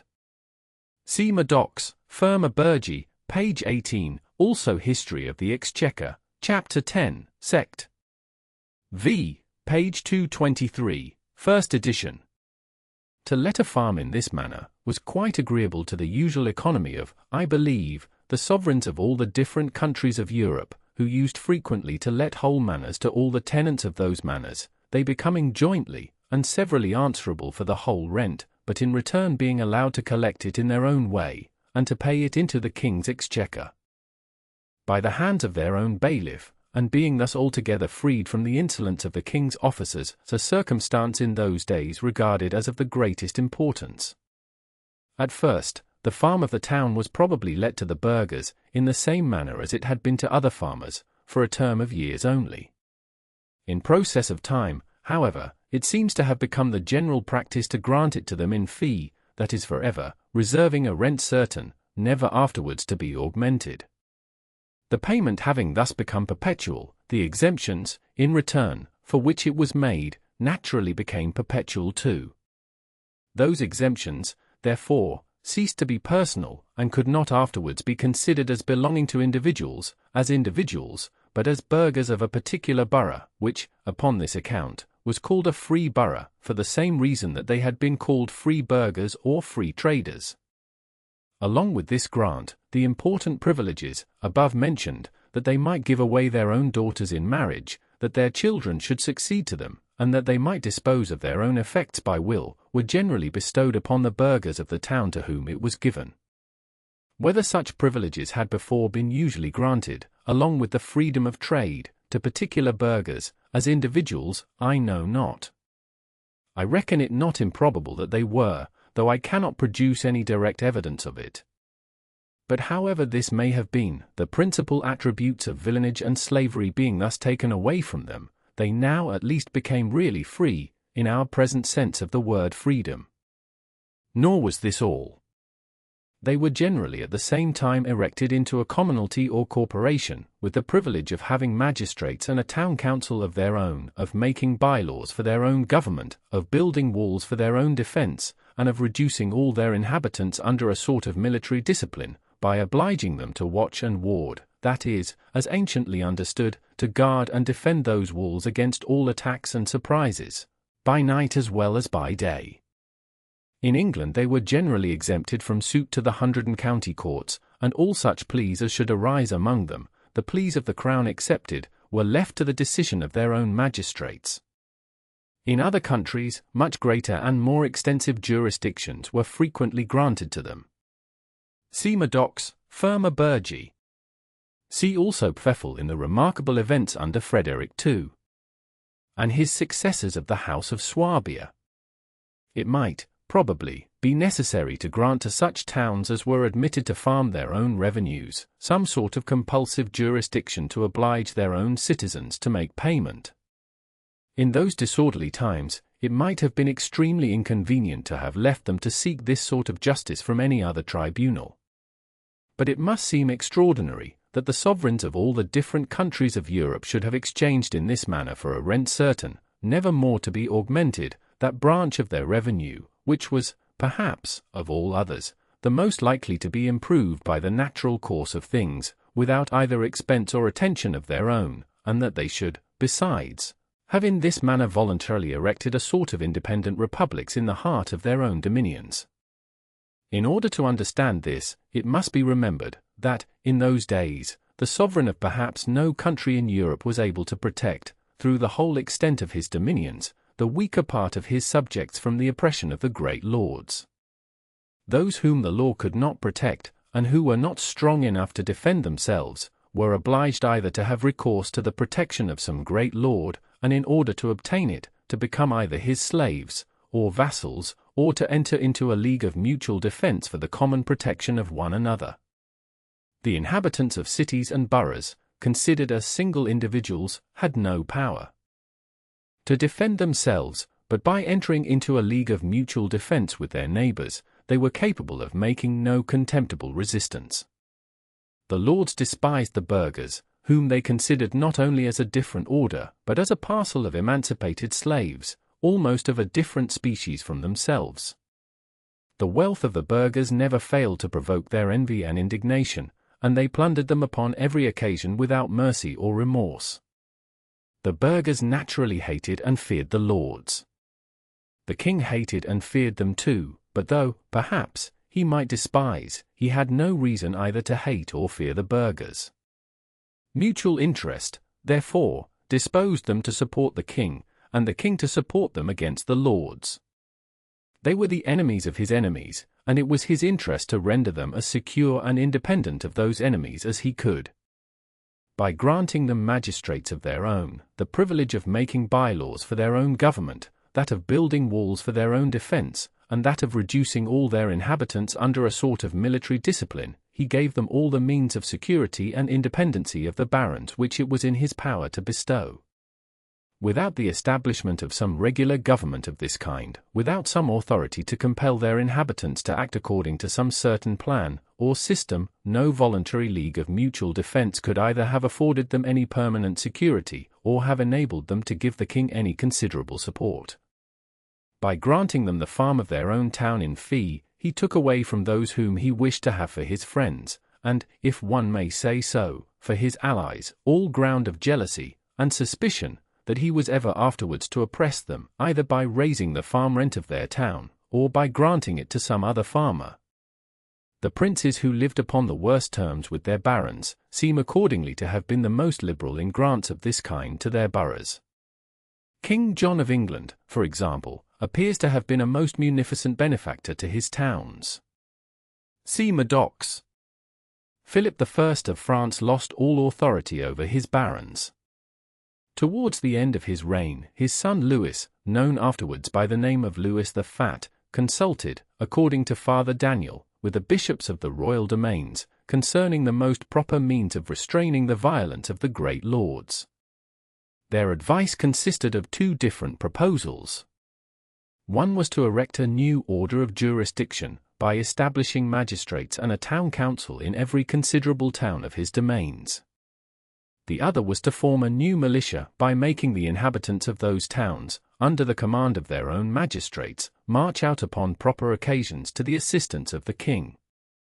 It is from this period, according to the French antiquarians, that we are to date the institution of the magistrates and councils of cities in France. It was during the unprosperous reigns of the princes of the House of Swabia that the greater part of the free towns of Germany received the first grants of their privileges, and that the famous Hanseatic League first became formidable. See Pfeffel. The militia of the cities seems, in those times, not to have been inferior to that of the country, and as they could be more readily assembled upon any sudden occasion, they frequently had the advantage in their disputes with the neighboring lords. In countries such as Italy or Switzerland, in which, on account either of their distance from the principal seat of government, of the natural strength of the country itself, or of some other reason, the sovereign came to lose the whole of his authority, the cities generally became independent republics, and conquered all the nobility in their neighborhood, obliging them to pull down their castles in the country, and to live, like other peaceable inhabitants, in the city. This is the short history of the Republic of Bern, as well as of several other cities in Switzerland. If you accept Venice, for of that city the history is somewhat different. It is the history of all the considerable Italian republics, of which so great a number arose, and perished between the end of the 12th and the beginning of the 16th century. In countries such as France and England, where the authority of the sovereign, though frequently very low, never was destroyed altogether, the cities had no opportunity of becoming entirely independent. They became, however, so considerable, that the sovereign could impose no tax upon them, besides the stated farm rent of the town, without their own consent. They were, therefore, called upon to send deputies to the General Assembly of the States of the Kingdom, where they might join with the clergy and the barons in granting, upon urgent occasions, some extraordinary aid to the king. Being generally, too, more favorable to his power, their deputies seem sometimes to have been employed by him as a counterbalance in those assemblies to the authority of the great lords. Hence the origin of the representation of boroughs in the States General of all great monarchies in Europe. Order and good government, and along with them the liberty and security of individuals, were in this manner established in cities, at a time when the occupiers of land in the country were exposed to every sort of violence. But men in this defenseless state naturally content themselves with their necessary subsistence, because, to acquire more, might only tempt the injustice of their oppressors. On the contrary, when they are secure of enjoying the fruits of their industry, they naturally exert it to better their condition, and to acquire not only the necessaries, but the conveniencies and elegancies of life. That industry, therefore, which aims at something more than necessary subsistence, was established in cities long before it was commonly practiced by the occupiers of land in the country. If, in the hands of a poor cultivator, oppressed with the servitude of villanage, some little stock should accumulate, he would naturally conceal it with great care from his master, to whom it would otherwise have belonged, and take the first opportunity of running away to a town. The law was at that time so indulgent to the inhabitants of towns, and so desirous of diminishing the authority of the lords over those of the country, that if he could conceal himself there from the pursuit of his lord for a year, he was free forever. Whatever stock, therefore, accumulated in the hands of the industrious part of the inhabitants of the country, naturally took refuge in cities, as the only sanctuaries in which it could be secure to the person that acquired it. The inhabitants of a city, it is true, must always ultimately derive their subsistence, and the whole materials and means of their industry, from the country. But those of a city, situated near either the sea-coast or the banks of a navigable river, are not necessarily confined to derive them from the country in their neighborhood. They have a much wider range, and may draw them from the most remote corners of the world, either in exchange for the manufactured produce of their own industry, or by performing the office of carriers between distant countries, and exchanging the produce of one for that of another. A city might, in this manner, grow up to great wealth and splendor, while not only the country in its neighborhood, but all those to which it traded, were in poverty and wretchedness. Each of those countries, perhaps, taken singly, could afford it but a small part, either of its subsistence or of its employment, but all of them taken together, could afford it both a great subsistence and a great employment. There were, however, within the narrow circle of the commerce of those times, some countries that were opulent and industrious. Such was the Greek Empire as long as it subsisted, and that of the Saracens during the reigns of the Abbasides. Such, too, was Egypt till it was conquered by the Turks, some part of the coast of Barbary, and all those provinces of Spain which were under the government of the Moors. The cities of Italy seem to have been the first in Europe which were raised by commerce to any considerable degree of opulence. Italy lay in the center of what was at that time the improved and civilized. Chapter 5. Part of the world. The Crusades, too, though, by the great waste of stock and destruction of inhabitants which they occasioned, they must necessarily have retarded the progress of the greater part of Europe, were extremely favorable to that of some Italian cities. The great armies which marched from all parts to the conquest of the Holy Land, gave extraordinary encouragement to the shipping of Venice, Genoa, and Pisa, sometimes in transporting them thither, and always in supplying them with provisions. They were the commissaries, if one may say so, of those armies, and the most destructive frenzy that ever befell the European nations was a source of opulence to those republics. The inhabitants of trading cities, by importing the improved manufactures and expensive luxuries of richer countries, afforded some food to the vanity of the great proprietors, who eagerly purchased them with great quantities of the rude produce of their own lands. The commerce of a great part of Europe in those times, accordingly, consisted chiefly in the exchange of their own rude for the manufactured produce of more civilized nations. Thus the wool of England used to be exchanged for the wines of France, and the fine cloths of Flanders, in the same manner as the corn in Poland is at this day exchanged for the wines and brandies of France, and for the silks and velvets of France and Italy. A taste for the finer and more improved manufactures was, in this manner, introduced by foreign commerce into countries where no such works were carried on. But when this taste became so general as to occasion a considerable demand, the merchants, in order to save the expense of carriage, naturally endeavored to establish some manufactures of the same kind in their own country. Hence the origin of the first manufactures for distant sale, that seem to have been established in the western provinces of Europe, after the fall of the Roman Empire. No large country, it must be observed, ever did or could subsist without some sort of manufactures being carried on in it, and when it is said of any such country that it has no manufactures, it must always be understood of the finer and more improved, or of such as are fit for distant sale. In every large country both the clothing and household furniture or the far greater part of the people are the produce of their own industry. This is even more universally the case in those poor countries which are commonly said to have no manufactures, than in those rich ones that are said to abound in them. In the latter you will generally find, both in the clothes and household furniture of the lowest rank of people, a much greater proportion of foreign productions than in the former. Those manufactures which are fit for distant sale seem to have been introduced into different countries in two different ways. Sometimes they have been introduced in the manner above mentioned, by the violent operation, if one may say so, of the stocks of particular merchants and undertakers, who established them in imitation of some foreign manufactures of the same kind. Such manufactures, therefore, are the offspring of foreign commerce, and such seem to have been the ancient manufactures of silks, velvets, and brocades, which flourished in Lucca during the 13th century. They were banished from thence by the tyranny of one of Machiavel's heroes, Castruccio Castracani. In 1310, 900 families were driven out of Lucca, of whom 31 retired to Venice, and offered to introduce there the silk manufacture. See Sandi Historia Civile de Vinzia, Part 2 Volume 1, and 256. Their offer was accepted, many privileges were conferred upon them, and they began the manufacture with 300 workmen. Such, too, seem to have been the manufactures of fine cloths that anciently flourished in Flanders, and which were introduced into England in the beginning of the reign of Elizabeth, and such are the present silk manufactures of Lyons and Spitalfields.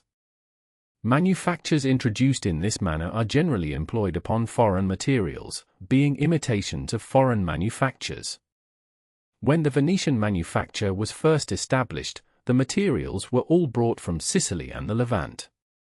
The more ancient manufacture of Lucca was likewise carried on with foreign materials. The cultivation of mulberry trees, and the breeding of silkworms, seem not to have been common in the northern parts of Italy before the 16th century. Those arts were not introduced into France till the reign of Charles IX. The manufactures of Flanders were carried on chiefly with Spanish and English wool. Spanish wool was the material, not of the first woolen manufacture of England, but of the first that was fit for distant sale. More than one half the materials of the Lyons manufacture is at this day foreign silk. When it was first established, the whole, or very nearly the whole, was so. No part of the materials of the Spitalfields manufacture is ever likely to be the produce of England. The seat of such manufactures, as they are generally introduced by the scheme and project of a few individuals, is sometimes established in a maritime city, and sometimes in an inland town, according as their interest, judgment, or ca. Chapter 4. How the commerce of towns contributed to the improvement of the country. The increase and riches of commercial and manufacturing towns contributed to the improvement and cultivation of the countries to which they belonged, in 3 different ways. First, by affording a great and ready market for the rude produce of the country, they gave encouragement to its cultivation and further improvement. This benefit was not even confined to the countries in which they were situated, but extended more or less to all those with which they had any dealings. To all of them they afforded a market for some part either of their rude or manufactured produce, and, consequently, gave some encouragement to the industry and improvement of all. Their own country, however, on account of its neighborhood, necessarily derived the greatest benefit from this market. Its rude produce being charged with less carriage, the traders could pay the growers a better. Chapter 1. Of the principle of the commercial or mercantile system. That wealth consists in money, or in gold and silver, is a popular notion which naturally arises from the double function of money, as the instrument of commerce, and as the measure of value. In consequence of its being the instrument of commerce, when we have money we can more readily obtain whatever else we have occasion for, than by means of any other commodity. The great affair, we always find, is to get money. When that is obtained, there is no difficulty in making any subsequent purchase. In consequence of its being the measure of value, we estimate that of all other commodities by the quantity of money which they will exchange for. We say of a rich man that he is worth a great deal, and of a poor man that he is worth very little money. A frugal man, or a man eager to be rich, is said to love money, and a careless, a generous, or a profuse man is said to be indifferent about it. To grow rich is to get money, and wealth and money, in short, are, in common language, considered as in every respect synonymous. A rich country, in the same manner as a rich man, is supposed to be a country abounding in money, and to heap up gold and silver in any country is supposed to be the readiest way to enrich it. For some time after the discovery of America, the first inquiry of the Spaniards, when they arrived upon any unknown coast, used to be, if there was any gold or silver to be found in the neighborhood. By the information which they received, they judged whether it was worth while to make a settlement there, or if the country was worth the conquering. Plano Carpino, a monk sent ambassador from the King of France to one of the sons of the famous Genghis Khan, says that the Tartars used frequently to ask him if there was plenty of sheep and oxen in the kingdom of France. Their inquiry had the same object with that of the Spaniards. They wanted to know if the country was rich enough to be worth the conquering. Among the Tartars, as among all other nations of shepherds, who are generally ignorant of the use of money, cattle are the instruments of commerce and the measures of value. Wealth, therefore, according to them, consisted in cattle, as, according to the Spaniards, it consisted in gold and silver. Of the two, the Tartar notion, perhaps, was the nearest to the truth. Mr. Locke remarks a distinction between money and other movable goods. All other movable goods, he says, are of so consumable a nature, that the wealth which consists in them cannot be much depended on, and a nation which abounds in them 1 year may, without any exportation, but merely by their own waste and extravagance, be in great want of them the next. Money, on the contrary, is a steady friend, which, though it may travel about from hand to hand, yet if it can be kept from going out of the country, is not very liable to be wasted and consumed. Gold and silver, therefore, are, according to him, the most solid and substantial part of the movable wealth of a nation, and to multiply those metals ought, he thinks, upon that account, to be the great object of its political economy. Others admit that if a nation could be separated from all the world, it would be of no consequence how much or how little money circulated in it. The consumable goods, which were circulated by means of this money, would only be exchanged for a greater or a smaller number of pieces, but the real wealth or poverty of the country, they allow, would depend altogether upon the abundance or scarcity of those consumable goods.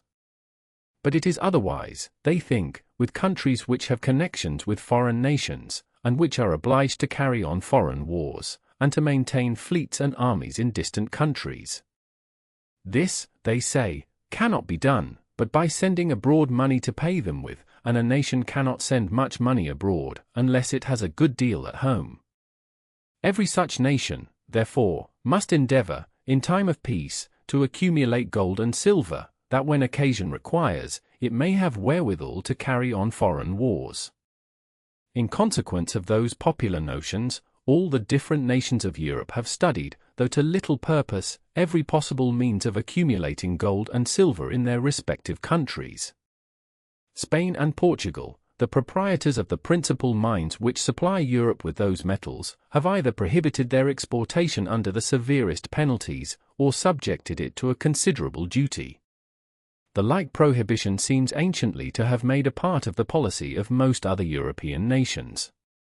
It is even to be found, where we should least of all expect to find it, in some old Scotch Acts of Parliament, which forbid, under heavy penalties, the carrying gold or silver forth of the kingdom. The like policy anciently took place both in France and England.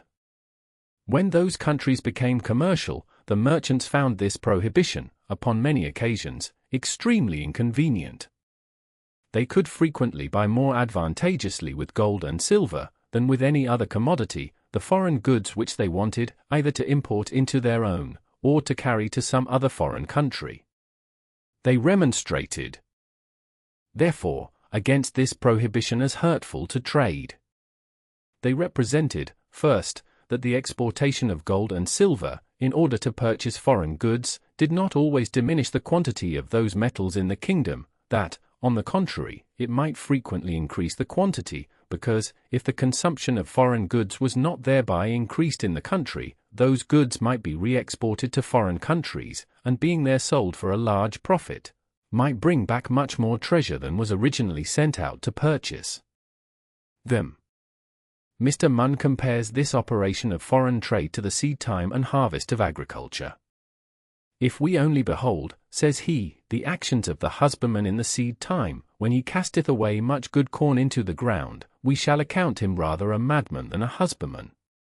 But when we consider his labors in the harvest, which is the end of his endeavors, we shall find the worth and plentiful increase of his actions. They represented, secondly, that this prohibition could not hinder the exportation of gold and silver, which, on account of the smallness of their bulk in proportion to their value, could easily be smuggled abroad. That this exportation could only be prevented by a proper attention to what they called the balance of trade. That when the country exported to a greater value than it imported, a balance became due to it from foreign nations, which was necessarily paid to it in gold and silver, and thereby increased the quantity of those metals in the kingdom. But that when it imported to a greater value than it exported, a contrary balance became due to foreign nations, which was necessarily paid to them in the same manner, and thereby diminished that quantity, that in this case, to prohibit the exportation of those metals, could not prevent it, but only, by making it more dangerous, render it more expensive, that the exchange was thereby turned more against the country which owed the balance, than it otherwise might have been, the merchant who purchased a bill upon the foreign country being obliged to pay the banker who sold it, not only for the natural risk, trouble, and expense of sending the money thither, but for the extraordinary risk arising from the prohibition, but that the more the exchange was against any country, the more the balance of trade became necessarily against it, the money of that country becoming necessarily of so much less value, in comparison with that of the country to which the balance was due. That if the exchange between England and Holland, for example, was 5% against England, it would require 105 ounces of silver in England to purchase a bill for 100 ounces of silver in Holland, that 105 ounces of silver in England, therefore, would be worth only 100 ounces of silver in Holland, and would purchase only a proportionable quantity of Dutch goods, but that 100 ounces of silver in Holland, on the contrary, would be worth 105 ounces in England, and would purchase a proportionable quantity of English goods, that the English goods which were sold to Holland would be sold so much cheaper, and the Dutch goods which were sold to England so much dearer, by the difference of the exchange, that the one would draw so much less Dutch money to England, and the other so much more English money to Holland, as this difference amounted to, and that the balance of trade, therefore, would necessarily be so much more against England, and would require a greater balance of gold and silver to be exported to Holland. Those arguments were partly solid and partly sophistical. They were solid, so far as they asserted that the exportation of gold and silver in trade might frequently be advantageous to the country. They were solid, too, in asserting that no prohibition could prevent their exportation, when private people found any advantage in exporting them. But they were sophistical, in supposing that either to preserve or to augment the quantity of those metals required more the attention of government, than to preserve or to augment the quantity of any other useful commodities, which the freedom of trade, without any such attention, never fails to supply in the proper quantity. They were sophistical, too, perhaps, in asserting that the High Chapter, and, without taking much farther notice of their supposed